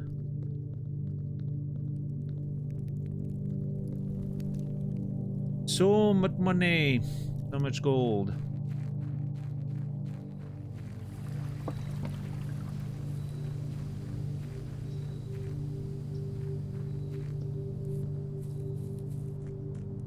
Alright, let's see. Is that where... Oh, okay, it must have been the other one then. No? What the fuck? No, I've been there. What? Oh, it might be this one? Question mark?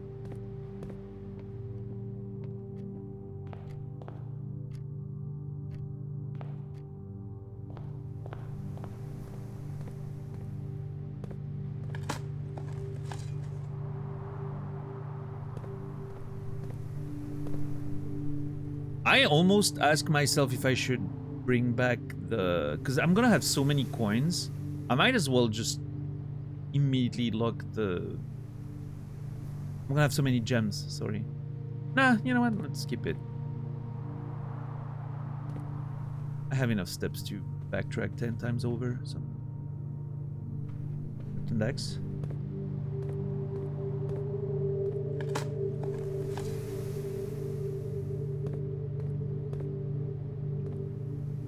I'm so confused by the trunk again. What's with those trunks?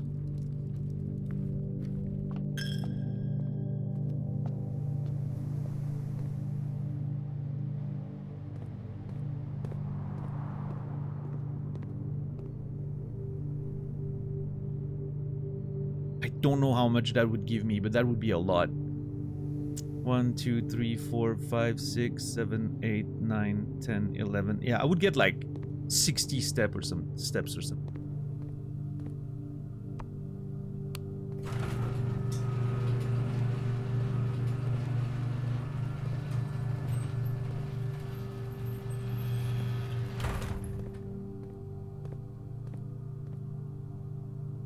I'm not gonna need them though, right? Probably not.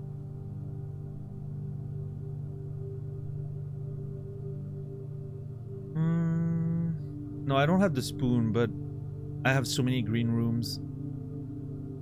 that this would give me a shit ton, but I would rather keep my gold so I can switch all my gems. And then if we maybe find a freezer, we can at least... If we don't find what I need and we find a freezer, we can at least reuse some of that tomorrow. Rather than, you know... We're not gonna have to backtrack anymore after this, I don't think. It's all happening in the last 5 rooms. All our hopes and dreams, everything we've built for this run is happening in here. Or not. In which case, well, we tried.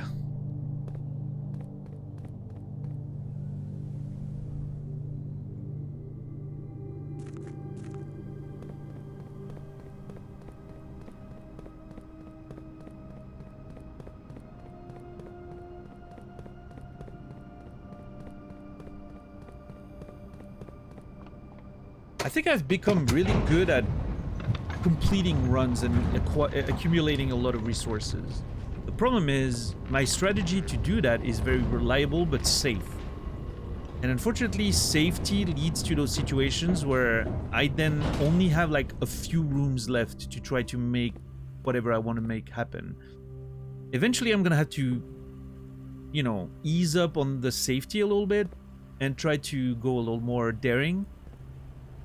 And in order to achieve the goals I want to achieve, I'm gonna have to take more risks, which is gonna lead to more failure. But the being too safe. Oh, it's only 5. I'm stupid. I looked at the wrong thing. Well, it's fine. Get a whole bunch of gems.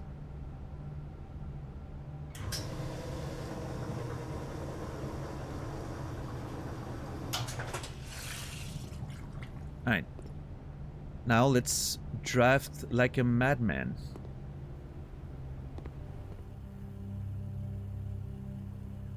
Starting from the bottom. Or starting from the top. I don't know, actually. What would be better?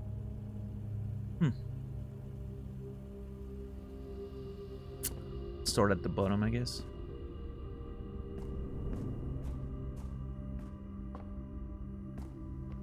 I'm not sure the Mechanarium can spawn on the west wing. It feels like a room that can only spawn in the middle of the house, but...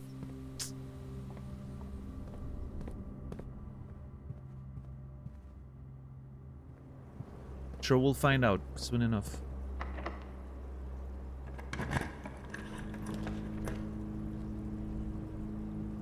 Alright, let's redraw. Oh, okay, hold on. Is there an argument to invest in the solarium? In hopes of having better chance to draw... Oh, man. There might be an argument for it, right? It's like we lose on 8 draws. 9 actually. Well, no, 8 technically. But we do maybe increases the chance of the other 40 being, you know, getting the rooms we want. Yeah, I think I'm going for it.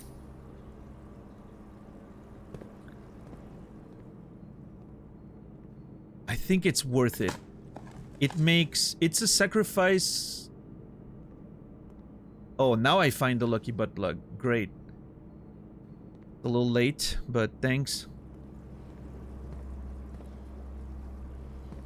It's a sacrifice of 1 slot, but I think the chances of... Oh, here's the trunk. It has a good chance of giving us the things we need. Also, God damn it, the garage is so far away. I'm also gonna lose steps now, but...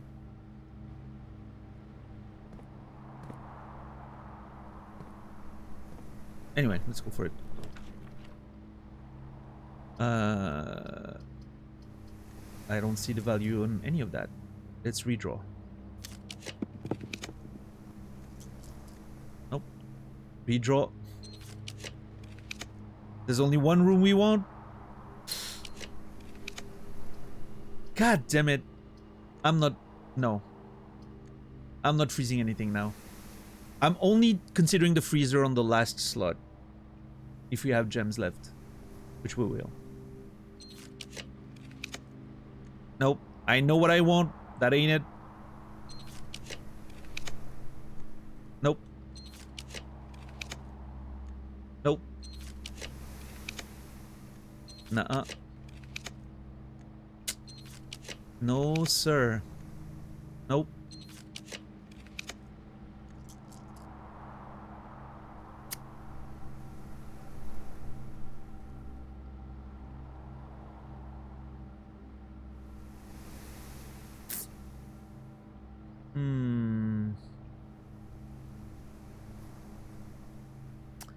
The vault, the only temptation of the vault is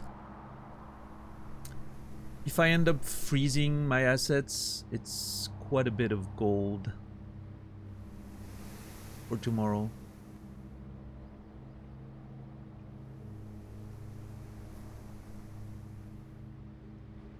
And the redrawing with the dice does not matter, right?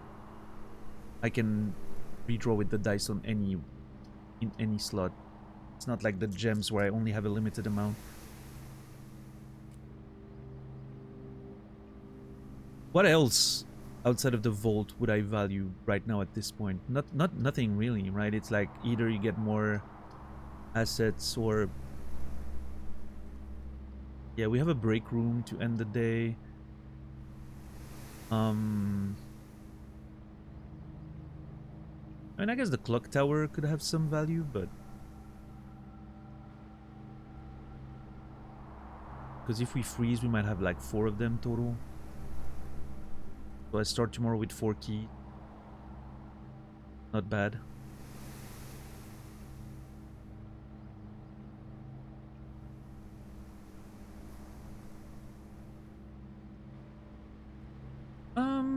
Yeah, you know what?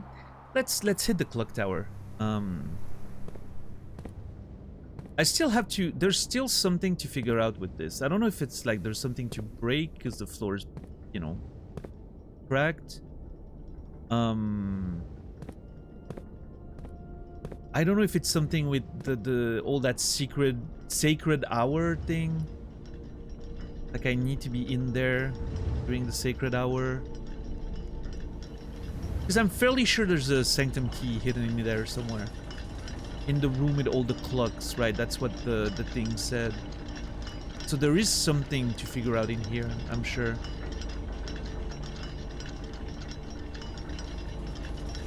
Oh! Oh, fuck! Now I'm gonna be tempted by the vault! Oh my god.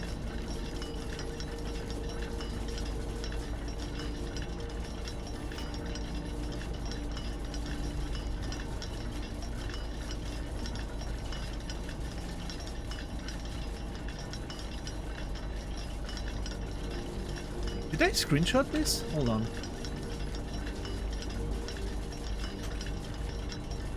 I did, yeah.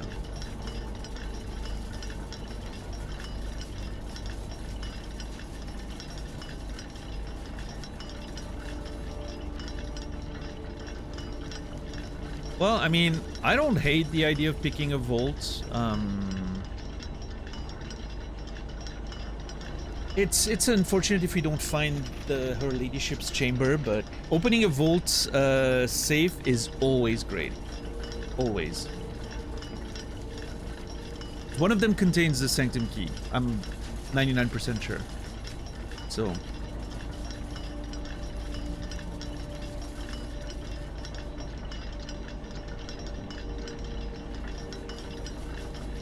I mean, I don't think... Yeah, I don't think there's really any use for that for me, but... Yeah, see, there's a cracked door here, There's clearly something in this room that I still need to figure out.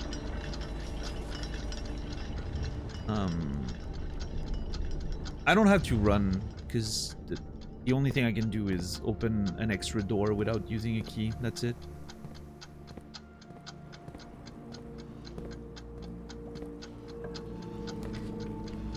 Alright, let's start redrawing.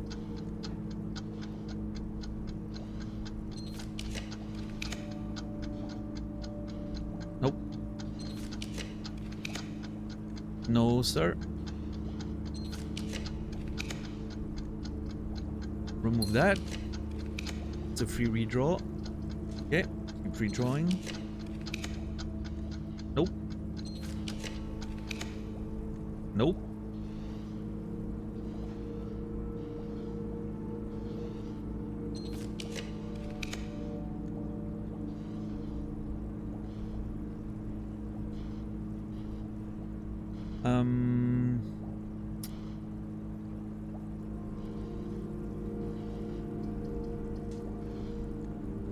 The attic. No, not interested.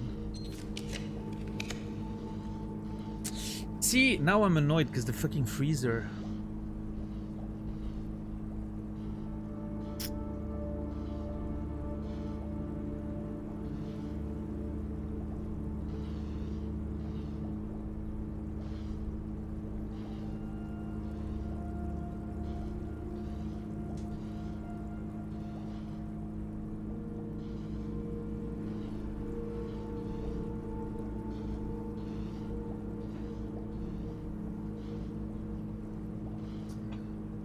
I think it's too early. I can't risk it.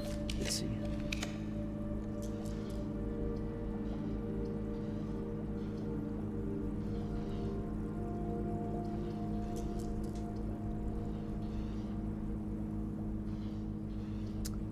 Take the wine cellar, I guess. Or lack of a better option. Thank you, $10. Yes, please, Vincent, no game information whatsoever. I thankfully did not see your message.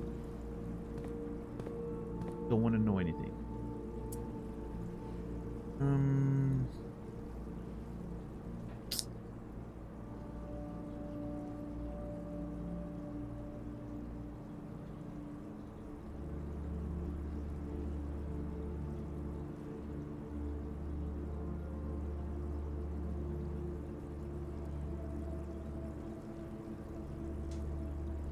Yeah, I guess find a vault is a good.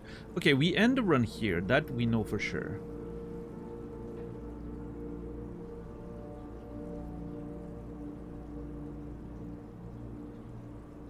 We take a vault on the last spot if we can't find the chamber.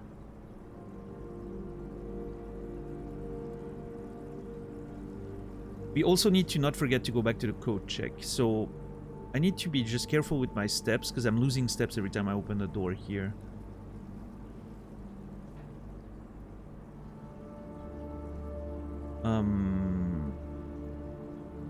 Which I can go easily from the foundation. If I lack steps, I always have the kitchen. It should be fine. 1, 2, 4, 5, 6, 7. Yeah, it's fine. It is totally fine.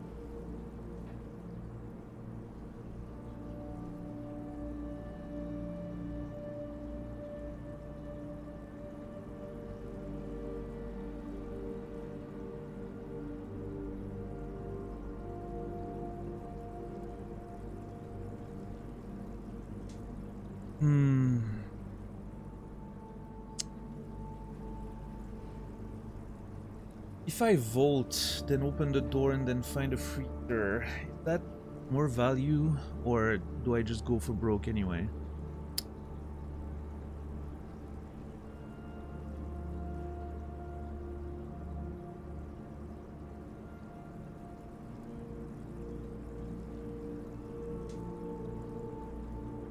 That's the decision I'm trying to make right now. Is there value in me finding the vault first, opening it, and then trying to freeze on the last room?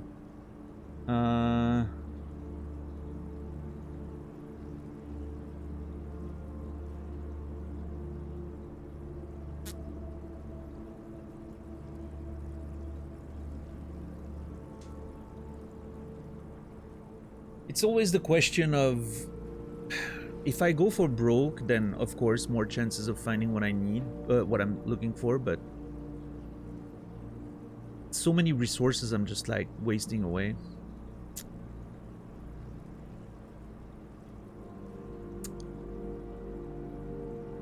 Well, let's start drafting and see what we can, maybe, you know, maybe the solutions will, maybe the solution will present itself and we won't have to decide. He says as he immediately draws the fucking vault. Okay.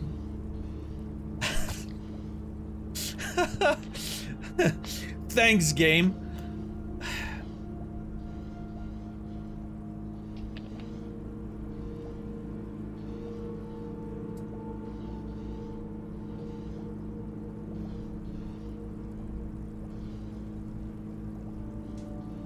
Also, I haven't drafted another aquarium, by the way. I'm starting to think it removed all the versions of it from the pool when I used it, which is a great thing to know. It's a great combo. If I can, if I find that experiment and I try to do it for the mechanarium, and then we find the blue, and then we get the blue crown in room 46, we can then get rid of all of them. At least it seems to work that way.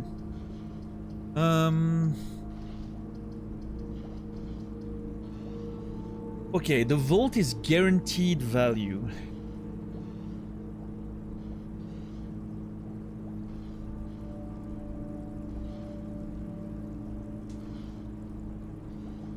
But then it means I can't...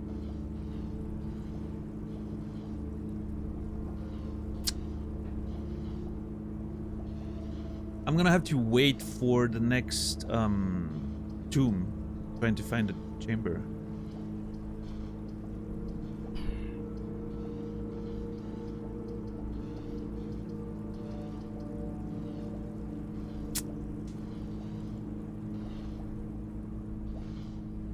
I hate that it feels like giving up, but at the same time, it's giving us so much flexibility for next run, especially now that we find the code check more reliably and the study more reliably also.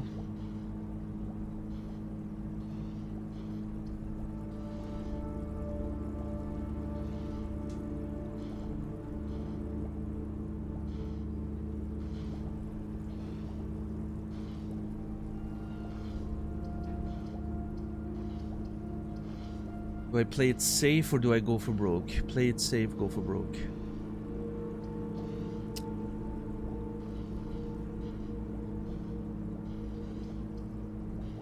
I mean, the fact that if I didn't have a key, I'd probably go for broke.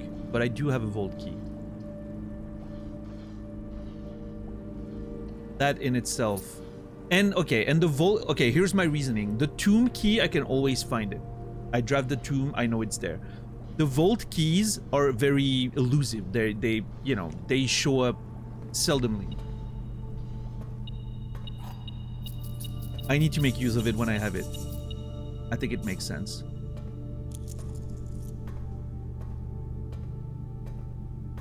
When is it? 2:33. Yeah.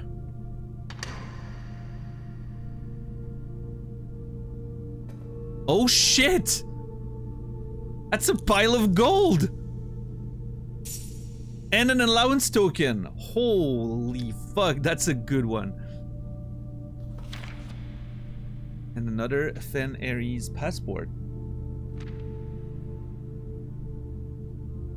Great Daniels. Compromised. Interesting.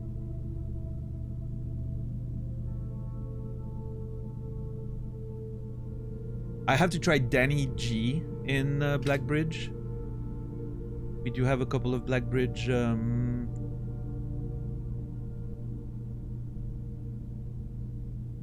names to try.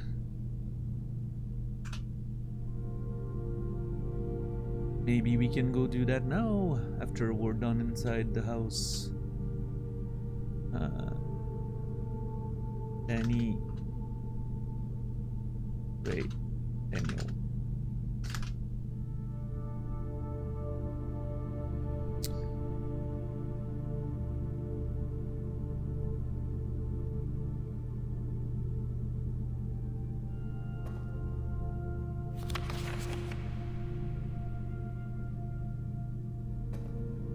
Okay.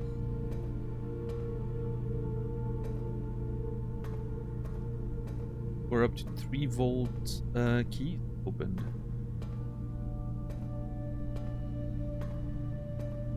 Hey, I appreciate that, Pokemon. Thank you for watching. I'm glad you enjoyed it. And I hope you are excited for Disco Elysium Season 2. 2026 on twitch.tv, the Daniel Mad. We're gonna play the game again, completely different stats. We're gonna go 1155 instead of 5511, and we're gonna make the most unhinged decisions possible. It's gonna be great. I can't wait to see how different the run's gonna be. Is that the next game? No, probably not. I think I'm gonna do Silk Song first, at least.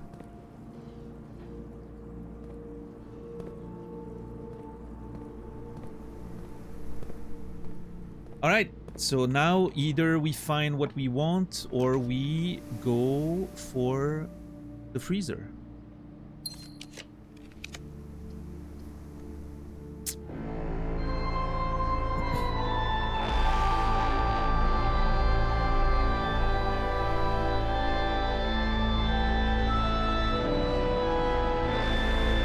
Person, thank you very much for the 5 gifted subs, the 170 total. Thank you so very much for your incredible generosity, person. It helps tremendously. Got a couple of good names in there. Mrs. Scratch, Edsta, Willie. Beautiful. Chica, welcome in. Risicos, haven't seen them in a while too. Thank you, person. Which reminds me, now that I'm thinking about the subs. This month is the fastest we've reached the first tier of the Plus program. We literally reached it on like the 19th, which is insane. Like usually it would take until like the last days when all the tier 3s the tier 3s lapse. That's when the numbers would go up, would shoot up by a lot. This time we reached the 100 threshold before the 20th, which is crazy. So it's starting to add up. Starting to add up. I think we might not be too far away from potentially trying to push for the tier 2, you know, which is 300, right? It's still ways away, but you never know. You never know. Maybe during Disco Season 2, if it goes well, because a lot of people joined the channel after my first playthrough of Disco, thanks to YouTube and Jamrock Hobo and all that. So who knows? Maybe there's a chance, you know, that the second Disco playthrough might be a bit of a highlight for the community as a whole. We'll see. But yeah, thank you so much, person. Did that. Thank you. And thank you everyone for just supporting the idea, the project. I'm glad that there's an audience for my style of playing games, which I understand is not the, you know, typically what works the best on on Twitch these days.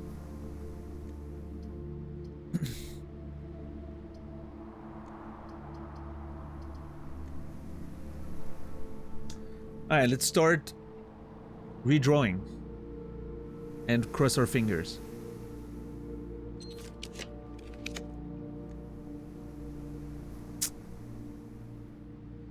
Not interested in any of that. Nope. Nope. And here it is. The symbol of defeat.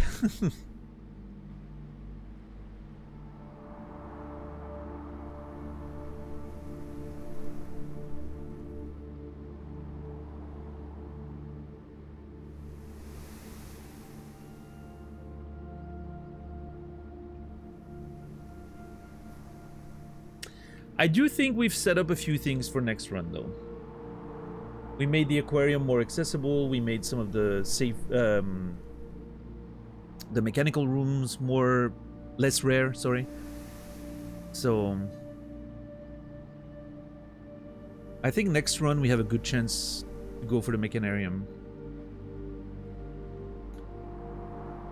I'm just very annoyed at that ladyship's chamber. She doesn't show up.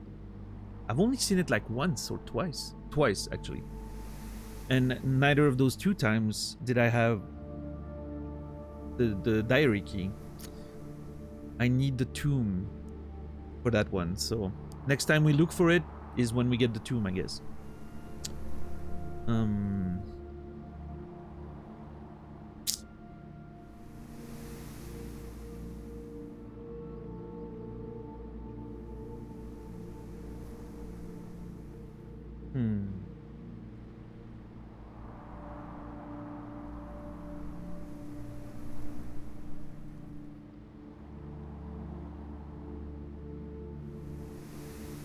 I wonder if there's maybe only one spot where it can spawn, because I feel like both times it spawned in the same spot, which was like A3 or something.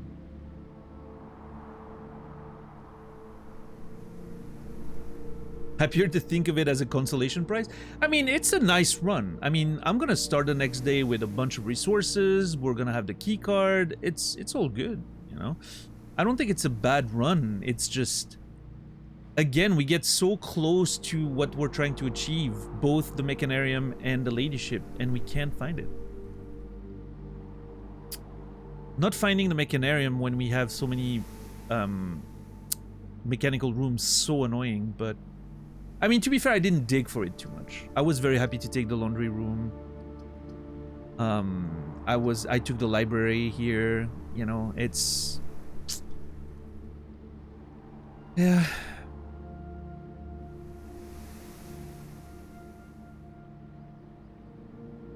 One of those things, you know. It's I made some decision. So.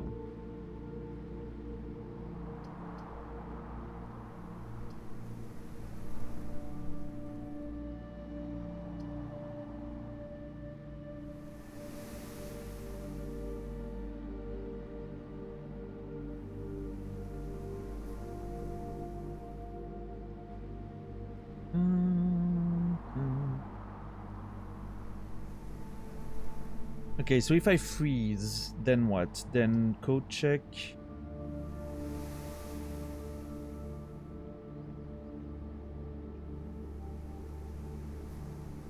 I wonder if there's something to do with the clock tower, even though... Oh, no, I understand. I don't think your message was a problem, Gecko. I only took it as exactly the way you said it. Which is, yeah, the freezer is a consolation prize. We didn't get what we wanted this run, but we're putting ourselves in a better position for the next one. Which, you know, has value of its own. But like I said earlier, right, I'm playing very safe.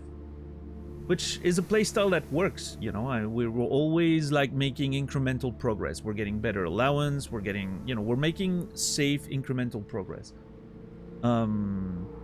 I need to go back to being a little more sort of daring as I was earlier in the runs. When I understood the strategy less, I was just more daring by default, right? Because I didn't know what I was doing.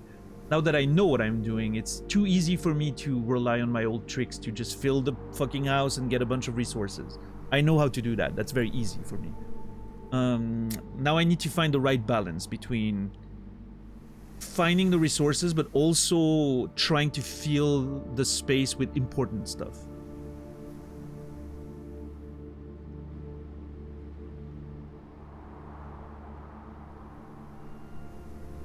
But that's why a run like this is important, because now we've solved the resources for next run already. Outside of the keys, right? But, you know, we'll find keys, it's fine.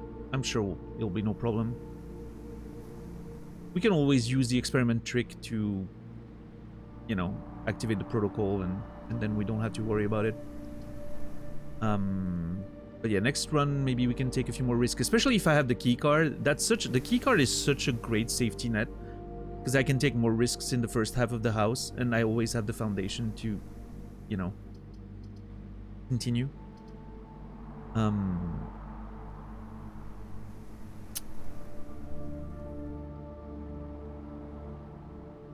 I think I'm gonna go with the freezer.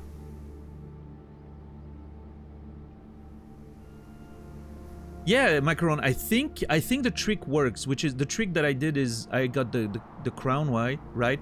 And as soon as I had enough of those aquariums, I used the crown to remove it from the pool. And I expected that it would only remove one instance of it, but no, I think it removed all of them. Which, great trick.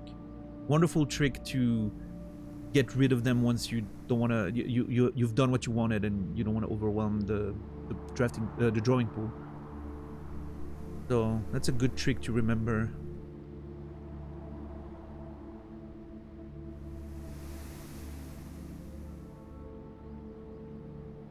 Hey, it's Da. How are you doing today?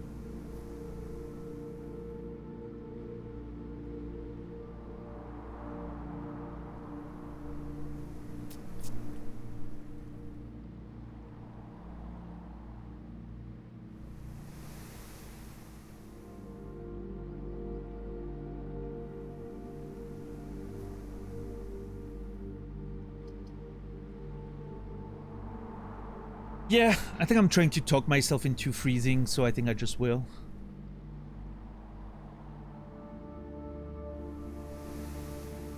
The other option is just 4 more rerolls. Like, what does it, you know, the chances of finding something I need are pretty minimal.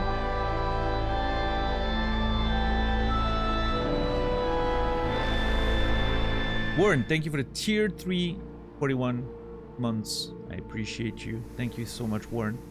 I hope you're doing well. Thank you, thank you. Warren, you will be remembered. Thanks.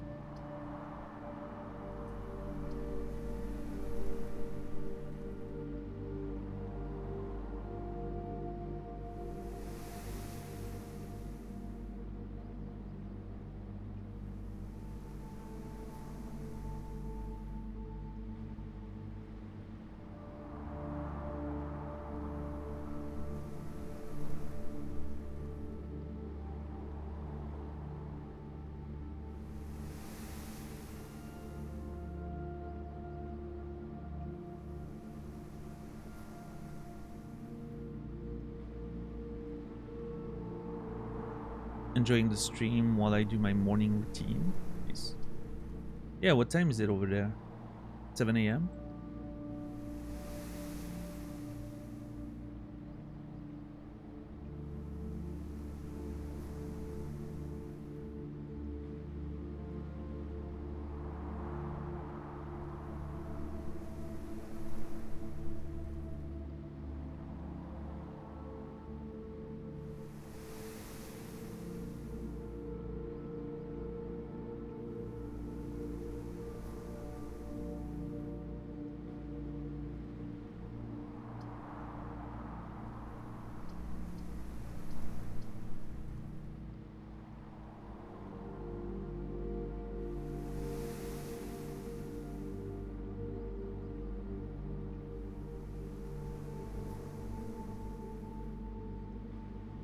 Going to the kitchen for water, and TM is the fountain so much, sparing me from watching the water bowl every day. What are we talking about? Am I the only one who's confused by what Zia's talking about right now?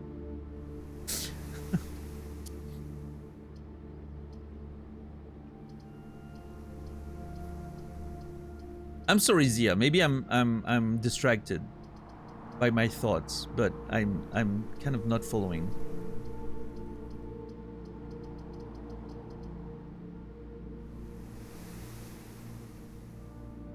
Zora chewed the water pump? You didn't mention that, did you? Did one of your messages not go through, maybe? I'm like scrolling up, but I'm not seeing the context.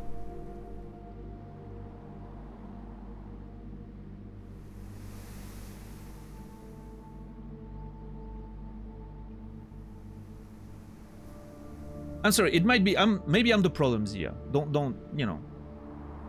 You didn't mention it today. Oh, okay. I think you may have mentioned it a different day. I'm sorry. I'm very distracted. The water pump cable from last stream. Right. It does ring a bell, now that you mention it. Yes.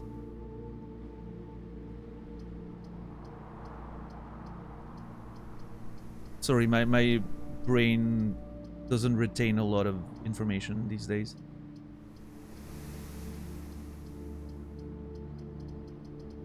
Fountain is now analog until a new piece comes in the mail.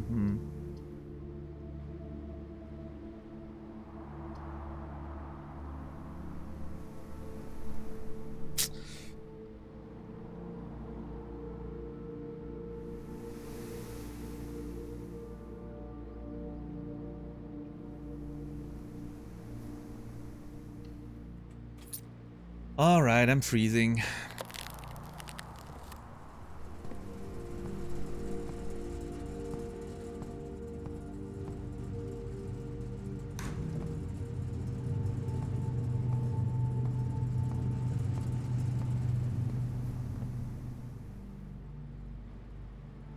Oh, that's another full house. Doesn't really do much for me, but... okay, we have 58 steps, which is not that much, but we can always take for kitchen if we need more.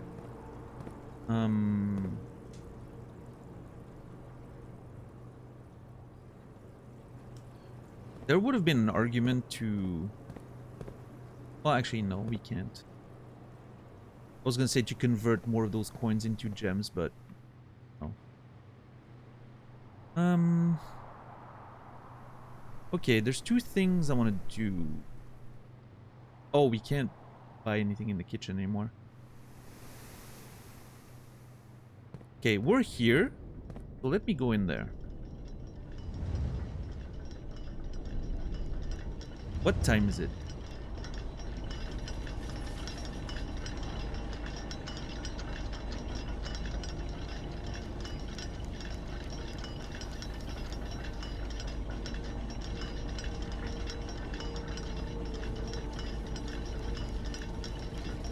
Yeah, see, that clock is stuck on the one that I think will do something. I wonder if we need to be in this room when it happens. It's not... It's not in a lot of time. I think there's an argument for us to wait and see if something happens. I think we're just gonna wait in here for a while. Time to come up with a topic of conversation, everyone. If anyone has a topic of conversation they want to talk about, now's the time. Q&A. Ask me anything. We have, I don't know, 5-10 minutes, maybe, before it does another loop and a half.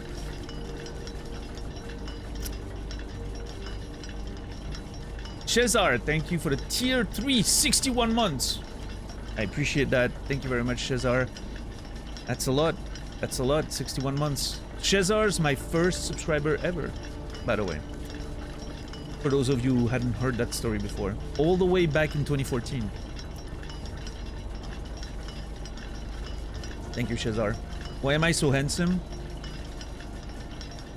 Because I have a good camera color correction and, you know, it's an old camera with low resolution and it does really well. I have a good color correction filter. That's why I look so handsome.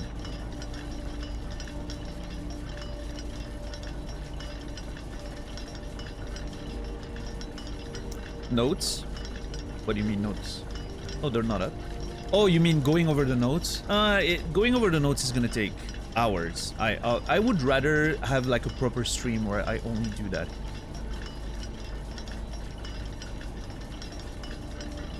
Yeah, maybe one day. It will happen, but I really need to take like a full stream to do that. It's gonna be a lot. Oh, I need to go to Blackbridge still today. We have a couple things that I want to try. So yeah, we're gonna go out through the foundation, check the bracelet again, hit Blackbridge, come back in, finish in the break room. But first, I'm gonna wait to see if something happens when all the clocks are on the same time.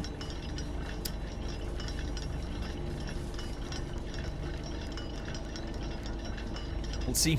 That's my only... I know something... There's something with that time. Clearly, like the sacred hour. I just don't know what it is. Oh. Let's see.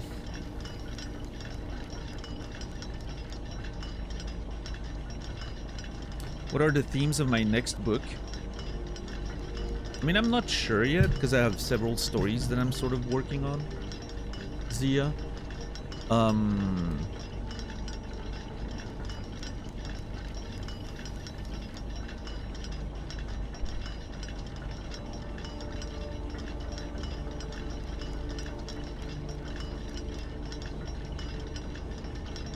yeah, that's a bit of a difficult question. The one I was supposed to write like 3 years ago, that was supposed to conclude the sort of unofficial trilogy with my current publisher, which was a small part of my greater creative universe, but that one was supposed to be about how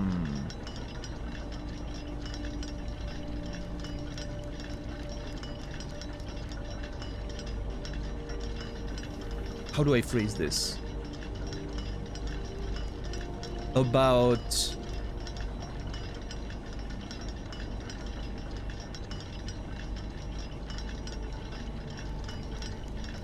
making peace with your past to survive the present.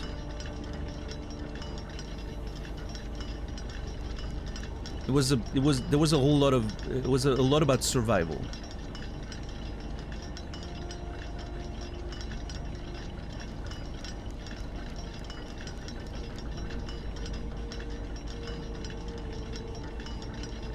What's up, Lord Ike? How are you doing today?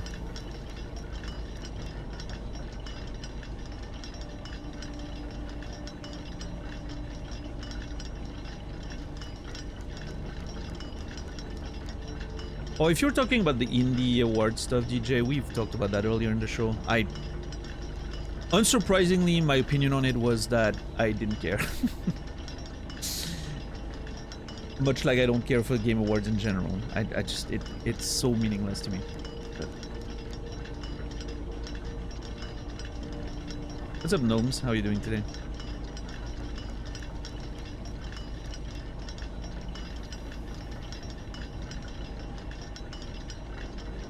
Alright, I think it's about like... It seems to be around 5 minutes for a full loop. Roughly. So another 5 minutes and we'll be good.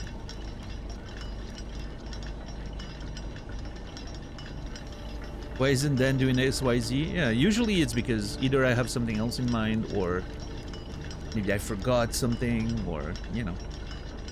Those are typically the reasons. Which is why we need to go over my notes again one of these days, because there's been some notes that I've taken that were taken like 2 months ago. Right?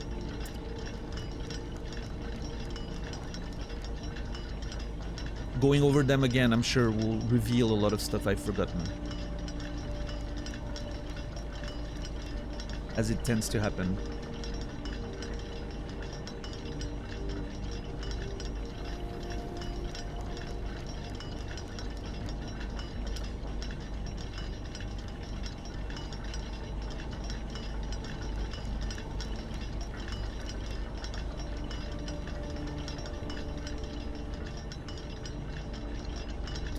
And yeah, if you don't want to scream into the void, but scream with other people, you can, if you're a tier 2 or above, you can go on Discord and scream in the spoiler chat. Always good. If you're tier 1, you can only read it, but tier 2 and tier 3s can talk in it. Did you see the No Clip documentary on Disco Elysium? No. I think I'm gonna wait until I play the game the second time. Before watching a documentary, just out of, you know, in the past couple of years, since I've played the game, I've forgotten quite a bit about it, so I think keeping it as, you know, fresh as possible is great.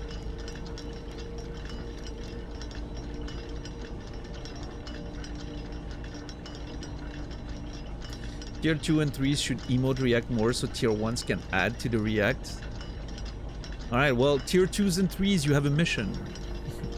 Make sure to emote react more so that tier 1s can contribute by reacting. Or you could also buy a tier 2 sub, Colette, you know? No, I'm joking, of course. You don't have $5? Some of you guys will know what I'm talking about, some of you won't.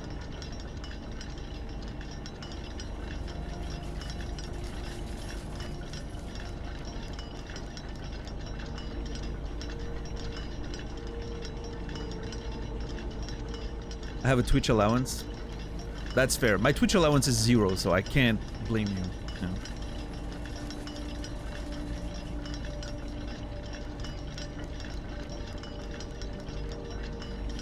What's up, Habu? How are you doing? Well, fortunately, you have to be careful with those questions because you might have asked the question that would have spoiled something for me. In this case, you're lucky because I know about the thing already. But it was still deleted just in case, right? The only answer I can give you is there are a bunch of different ways to get the answer to what you're seeking. I won't tell you how. Because I think I would do you a disservice by giving you the answer. But there are ways in the games to find that answer. Keep playing it, it will happen. And you will feel so much more satisfied when you fight it by yourself. That's my opinion. Now, if you really want to know the answer, just Google it, I guess. But, you know, I would recommend just playing more of the game and the answer will eventually reveal itself. What's up, Cyrus? How are you doing today?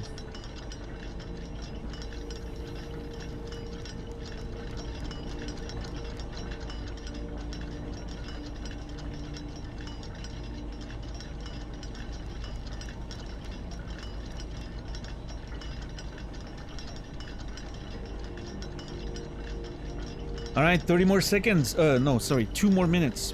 2.5 minutes. I think a full hour is 5 minutes. Or 6, maybe. Maybe it's like 10 seconds per.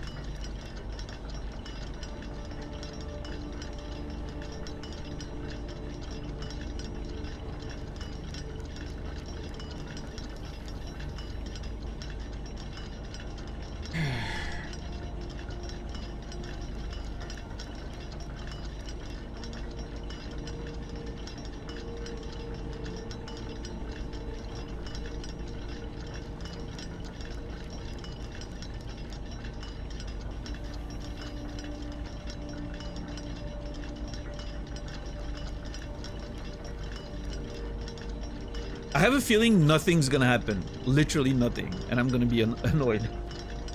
Which, you know, maybe there's pieces of that puzzle I still have to put together, but... The only thing I know is that there's this hour, this specific hour that's on a lot of clocks, and I think I've seen a reference to it being the sacred hour.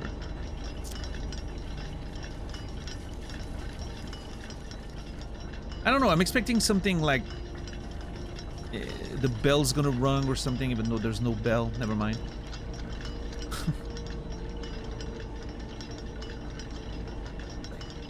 Yeah, let's see.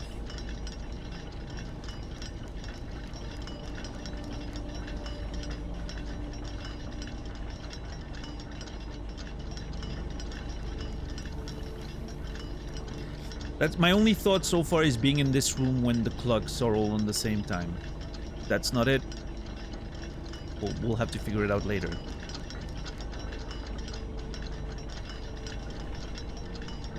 But if this is it, then we get an extra sanctum key.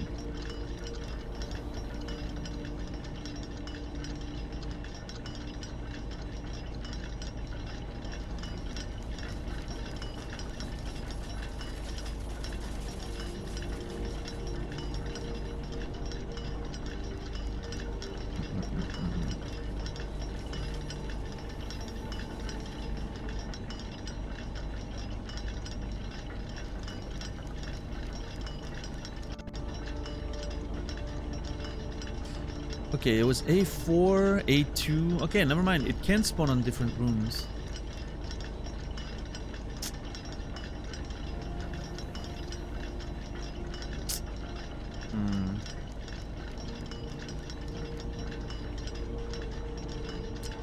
All right, let's see.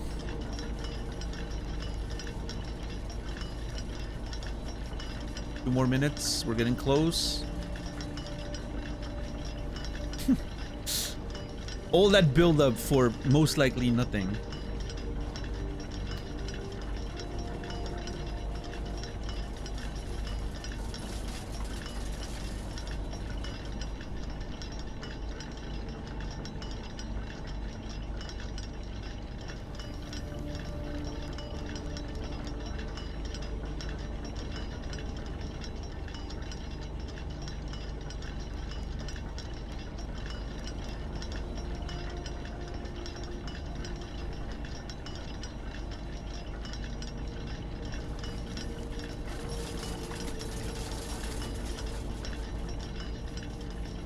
All right. Hold.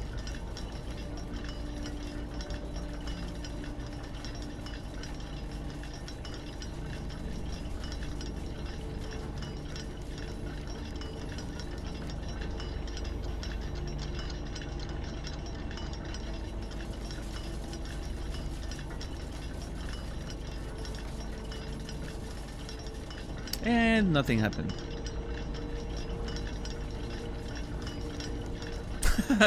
It's okay. Well, so much for that. I wonder if we have to like stop the mechanism on the specific time, maybe, which would make sense. I just don't know how we do that. If there's a way to do it, I am not aware of it.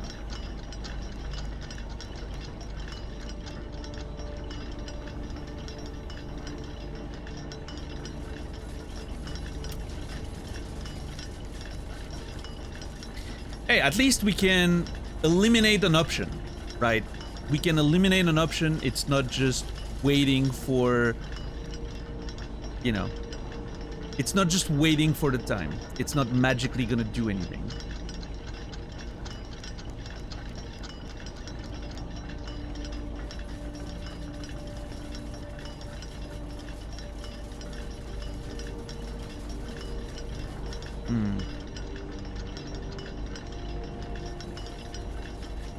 Isn't that $10? Isn't that 4 messages in a row or something? Can you check the history and tell me how many messages in a row? Even from previous days?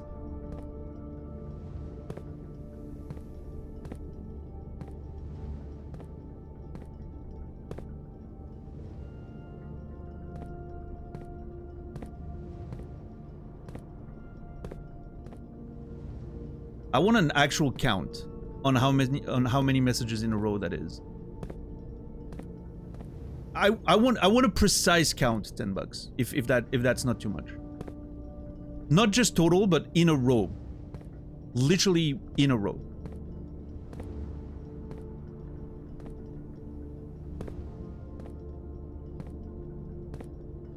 Five, including last streams.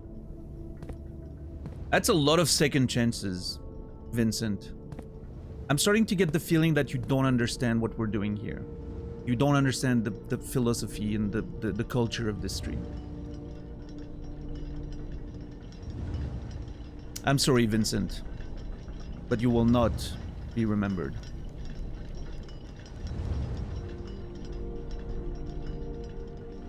Thank you, $10.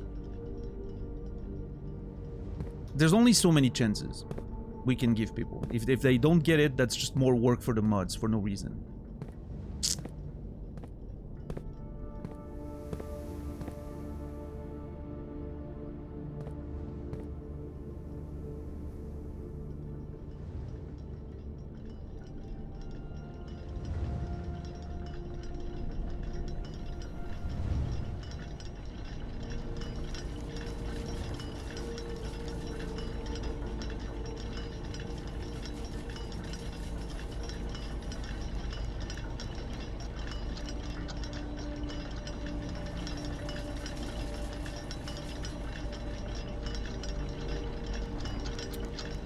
Anyway.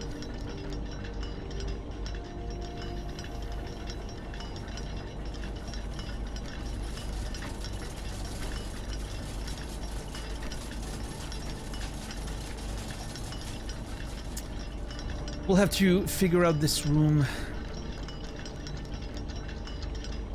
another time, I guess.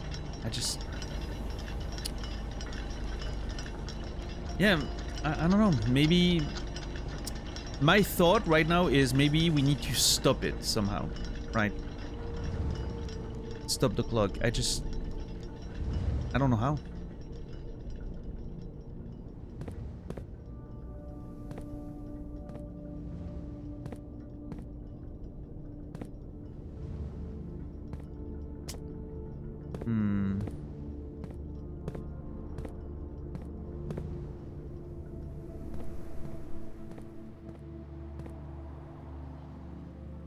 All right, let's see. We want to end in the break room, but we need to go check our stuff again.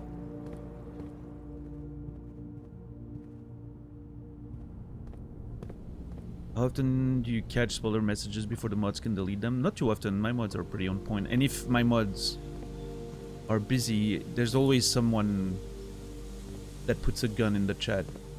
And when I see a gun in the chat, I just don't look up, right? So almost never. Rarely. Thankfully, thankfully I have great mods and a good community that gets it. And so they help with the gun emote, right? It's a collective effort.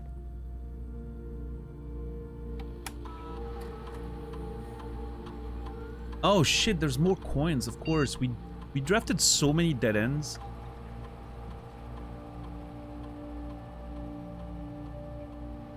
Six, 7, 8, 9 if it counts, 10, 11. We're not that far from the 20. I think you need. There was that thing about 20 dead ends, right? I don't think we're too far. We should definitely do that one of these days too. Draft as many dead ends as we can.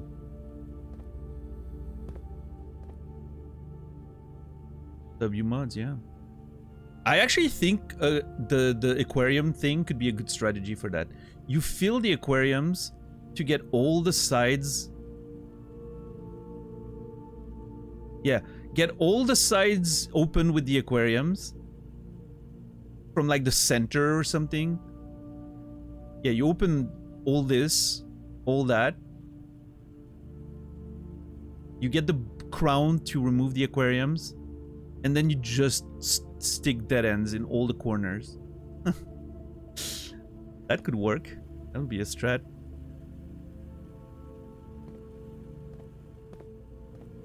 Something to think about one of these days. Most people get their first delete and learn not to do it. Yeah, most people either... Usually the way it happens is they get upset because they got deleted and they don't understand the, you know, the culture and what we're doing here. And so they leave and never come back. Or they're like, oh, okay, I get what we're doing here. Awesome. My bad. And then they become a valuable part of the community.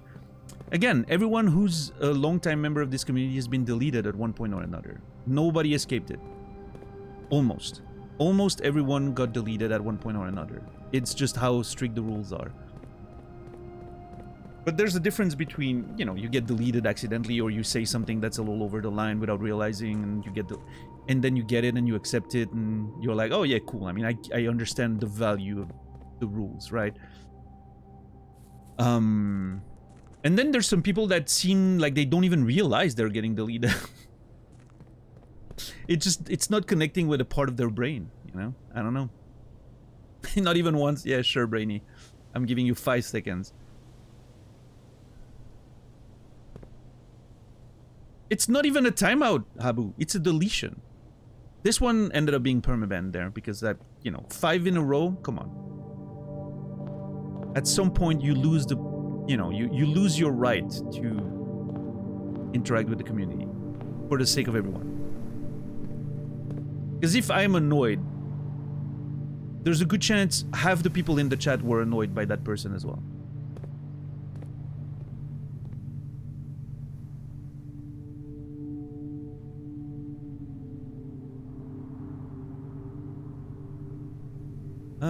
Emerald bracelet. Yep. Yeah, I mean, the golden kappa is different. Yeah.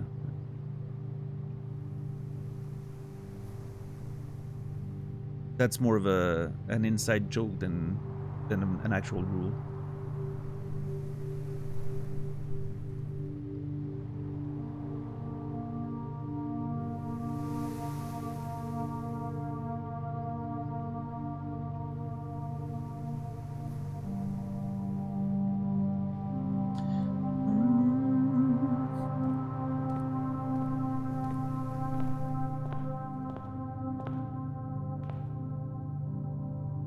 But yeah, at the end of the day, you know, I don't like permabanning people. It's, you know, it's not something I get a kick out of. It's just I have a very clear idea of what I'm trying to create here in terms of the vibe and the community. And again, I use the word culture, but that's really it, the culture of the stream and the community. If someone doesn't get it, they, you know, I don't care. I don't care about the +1 number. I don't care about the, you know, someone getting their feelings hurt or whatever. It's about protecting everyone else, you know, protecting my experience, and as a result, the people who enjoyed the stream's experience.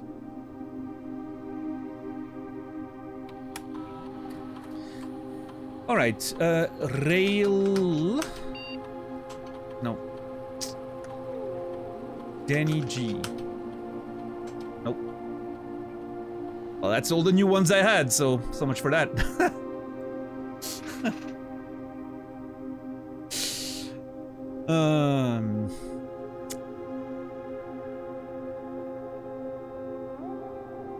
I still have no fucking clue what to do with this, by the way. This is one of the biggest mysteries in the game for me right now. I don't understand. There's 2 slots. I haven't found a single one of them. And I can remove this one from here, which kind of leads me to believe that, yeah, I might be able to use it somewhere else. I don't know. This is very puzzling. I love it.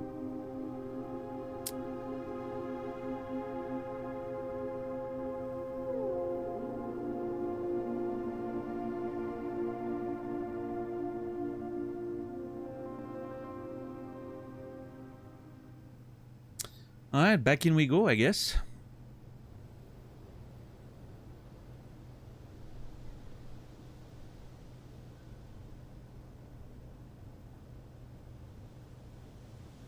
Yeah, the last few runs, quite a few runs have been a little underwhelming. We're filling the house, but we're not really finding any... I mean, we're making, again, tiny incremental progress. We find a little bit of information here and there. There hasn't been a big, you know, super high revelation type run in a while. I think... I mean, I think it makes sense, right? The number of mysteries is sort of shrinking slightly. We found more and more answers. I don't have any safes that I haven't opened. There's no more locks that I haven't opened, I don't think. I don't know if there's 2 more letters. It seems like there's 8 letters in total. I don't know where I'll find the other 2.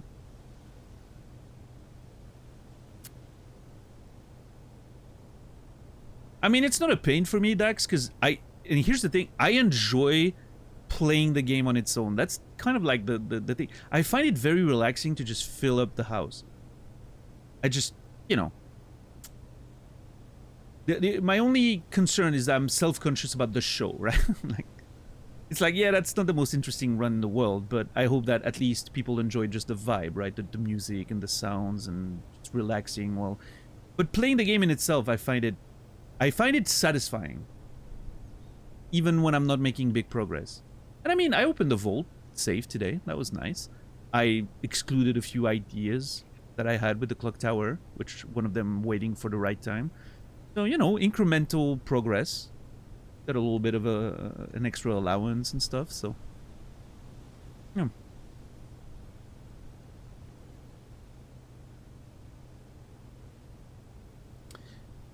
Yeah, I was a bit disappointed by Obra Dinn Habu. I liked it, but I was sort of hoping for more, I think. I found the first half of the game really exciting, and then it sort of fell apart for me a little bit.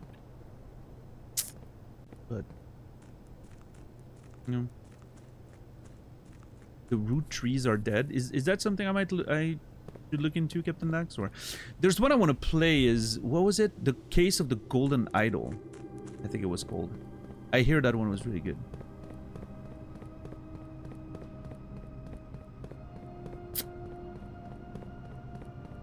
Something I should look into at some point.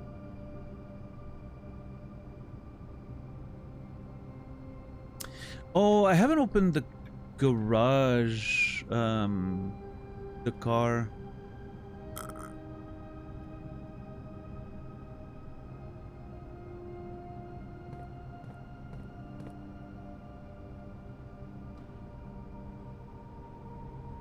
Is there any chance I find something of value for today?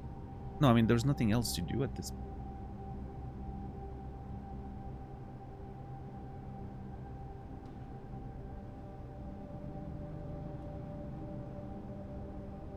Oh, well, actually, hold on. I might... You never know. I might find a, What if I find a vault key? That could happen.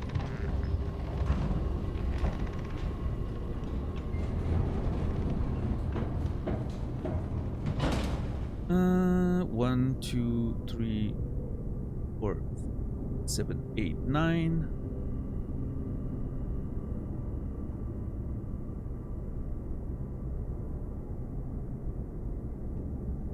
Actually, I'm an idiot. I should go around. It's so many less steps. Because if I find... Let's assume I find a vault key in there. I need the steps to be able to go to the vault and then to the break room.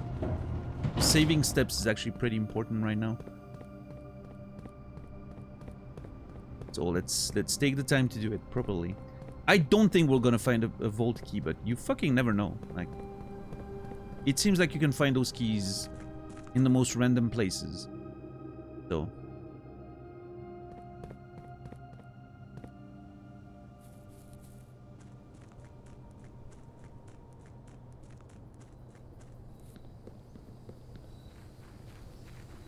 What's up, Quasi?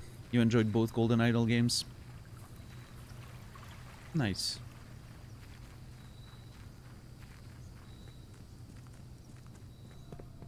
Alright, let's see.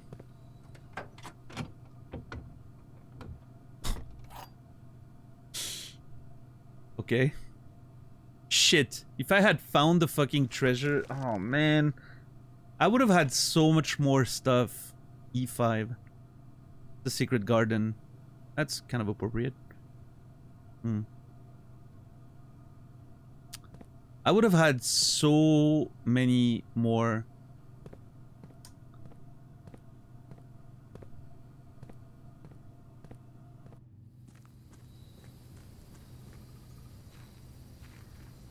Oh well, it's just a few coins and a few gems, right? I don't think we'll miss it. Same with the coins that are in the tomb, right? I mean, it's whatever. I don't have any ways to melt it, right? No. Womp womp.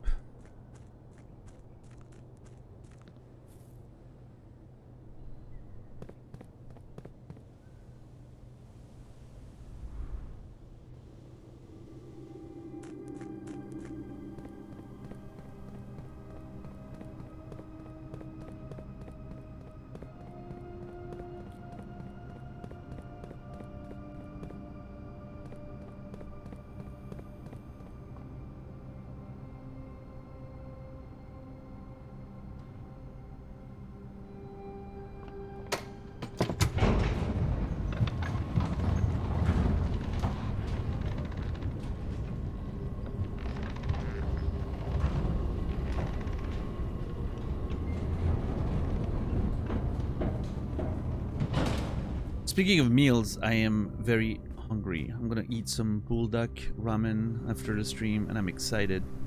It makes, for some reason, my tummy doesn't like them too much. Like I've had tummy aches almost every time after eating it. Not because it's too spicy. It's actually not that spicy, but it's just, I don't know. There's something about it that doesn't really, you know, work well with my digestion. But I like it way too much. I can't stop myself from eating them.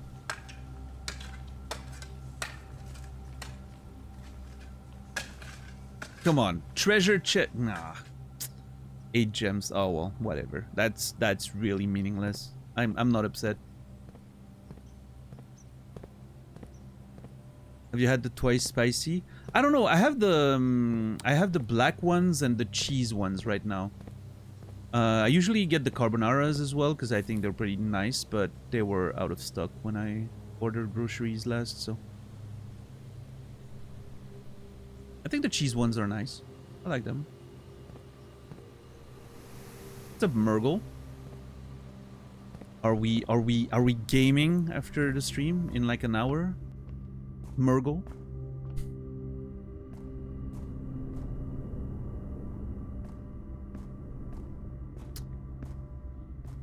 Like it's really oily. Yeah, I don't think that's the issue though. You're ready for some gaming? Hell yeah. I'm happy to hear that. Fuck, I went the wrong way. Hold on. Yeah, okay. I need to go all the way around.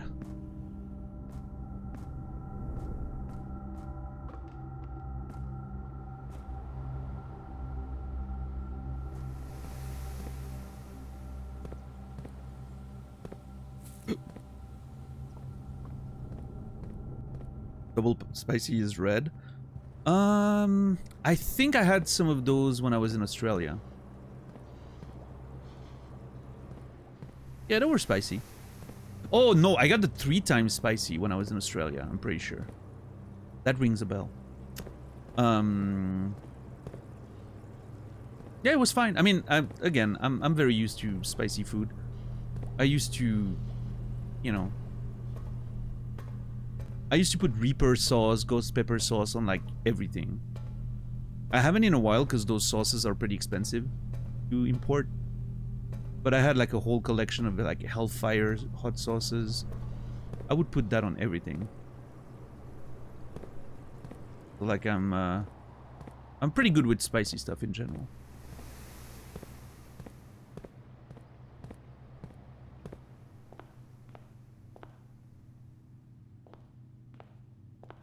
You don't put the whole spice pack, yeah?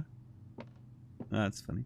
I mean, everyone has their own tolerance. It's nice that you're able to recognize how much you need for yourself and how much you need to enjoy it, right?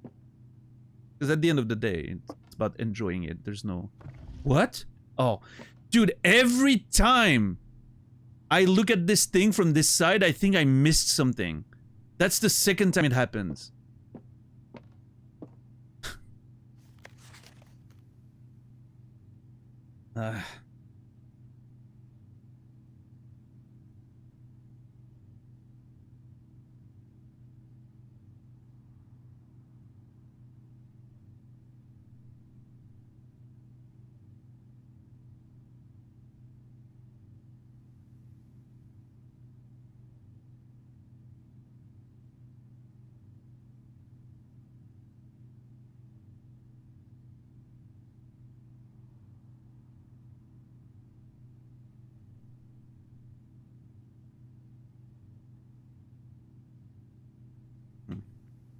I was looking at the letter and like wondering if... What if you put together all the same colors? Does it write something else or something? There might be something to that.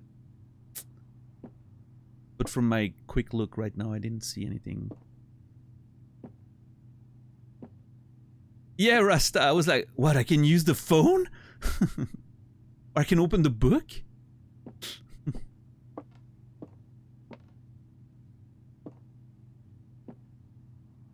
Yeah, the Shin Ramen are good. I never get an issue with them. It's specifically that one bulldog brand, that like the Samyang. I don't know what it is. Maybe there's an ingredient in there that I, you know, Doesn't sit well with me, I'm not sure.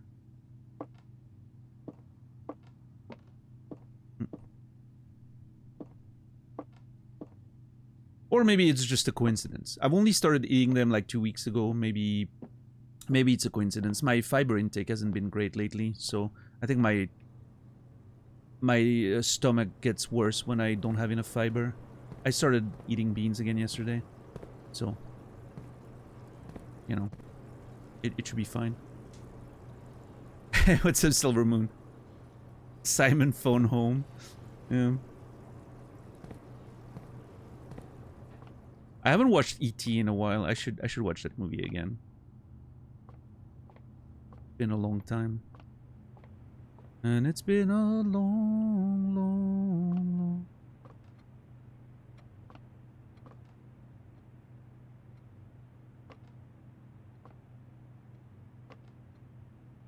That lamp kind of looks like a chess piece as well.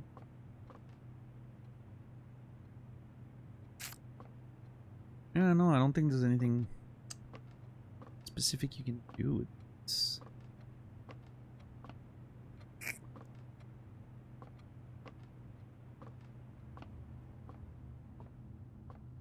Okay, well, one of these days, I don't know when.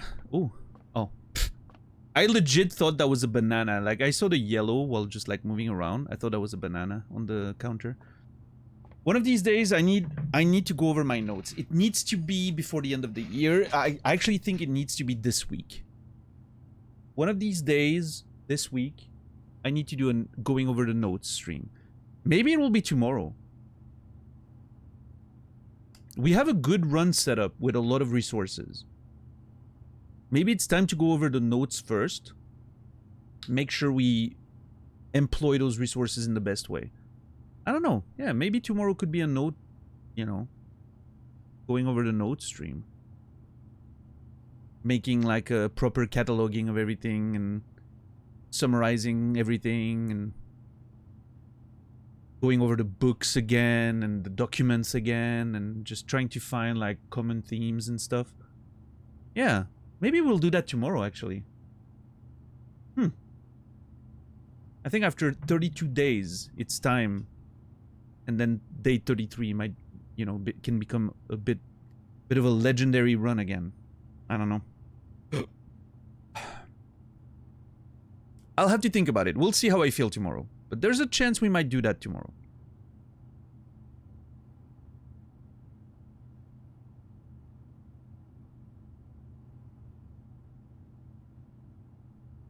Which I don't know how interesting it will be of a stream, but we have to do it at some point anyway.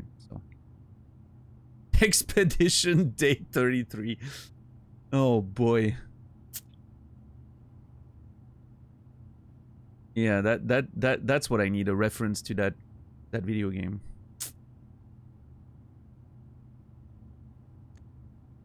My allowance is getting pretty big, 54. I remember when my allowance was 20 and I thought that was a lot.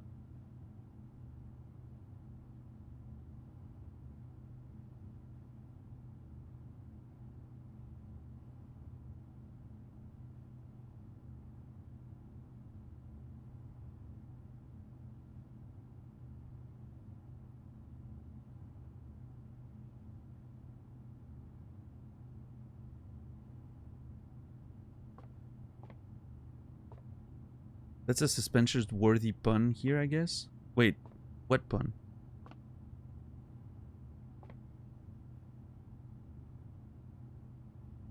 I'm confused.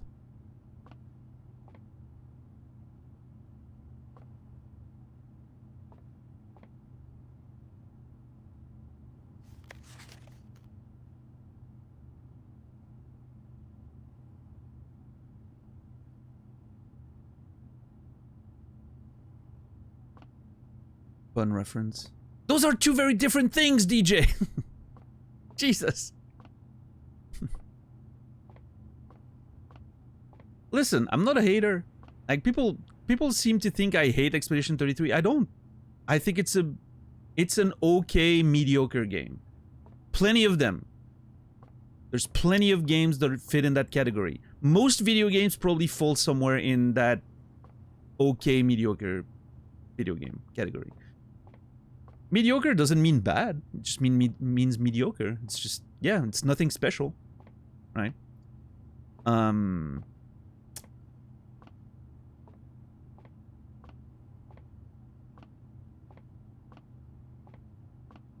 It's the most average of the average games.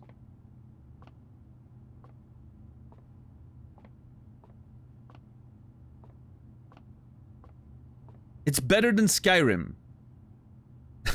I'll give it that. It's probably better than Skyrim.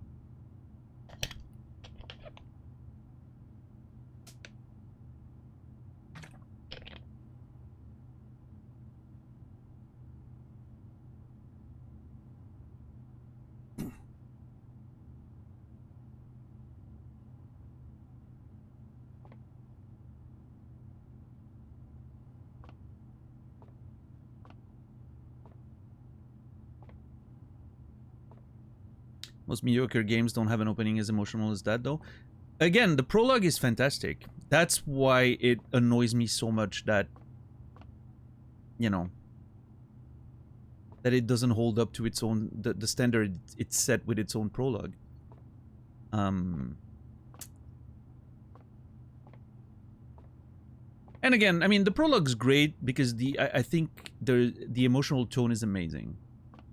And the music is great, the visuals are good, it has this beautiful cinematic. It lends the right notes to make you think that the premise is amazing. And then once that emotional rush is gone and you start asking questions, that's when everything starts being like, oh, actually that premise doesn't make a lot of sense. You know, like it doesn't hold to scrutiny.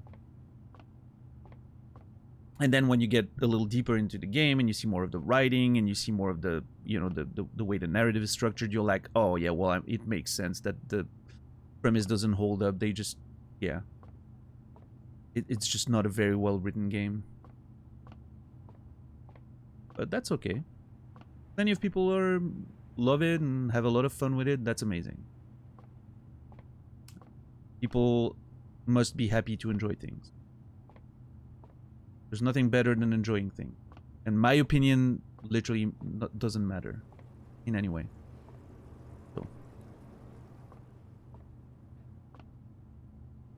Keep enjoying the things.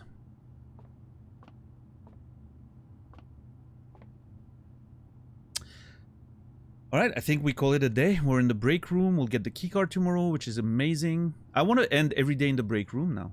Like, there's no reason not to. It's so good. The keycard is such an amazing tool.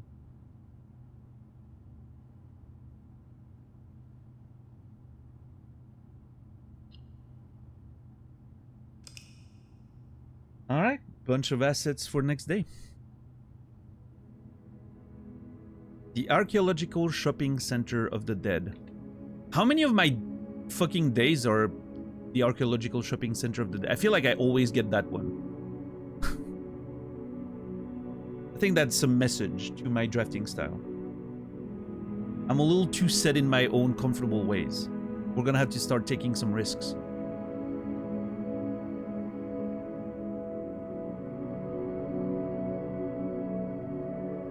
I do think we make quite a bit of progress in 32 days, though. I'm pretty happy with the overall, you know, accumulation of knowledge in 32 days.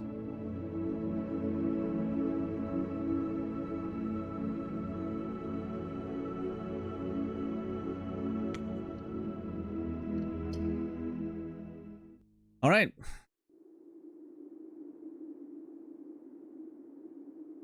I also have one particular title that comes up all the time, and it mildly infuriates me. Nice. Hey, we all have our drafting styles and preferences, right? Anyway, thank you guys. This one I know is a little short, but we don't have time for another full run. I think tomorrow might be going over the notes day.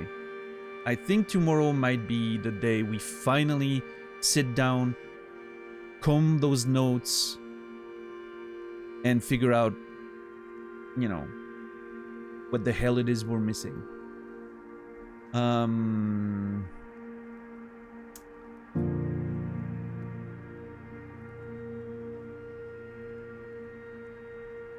We'll see. We'll see.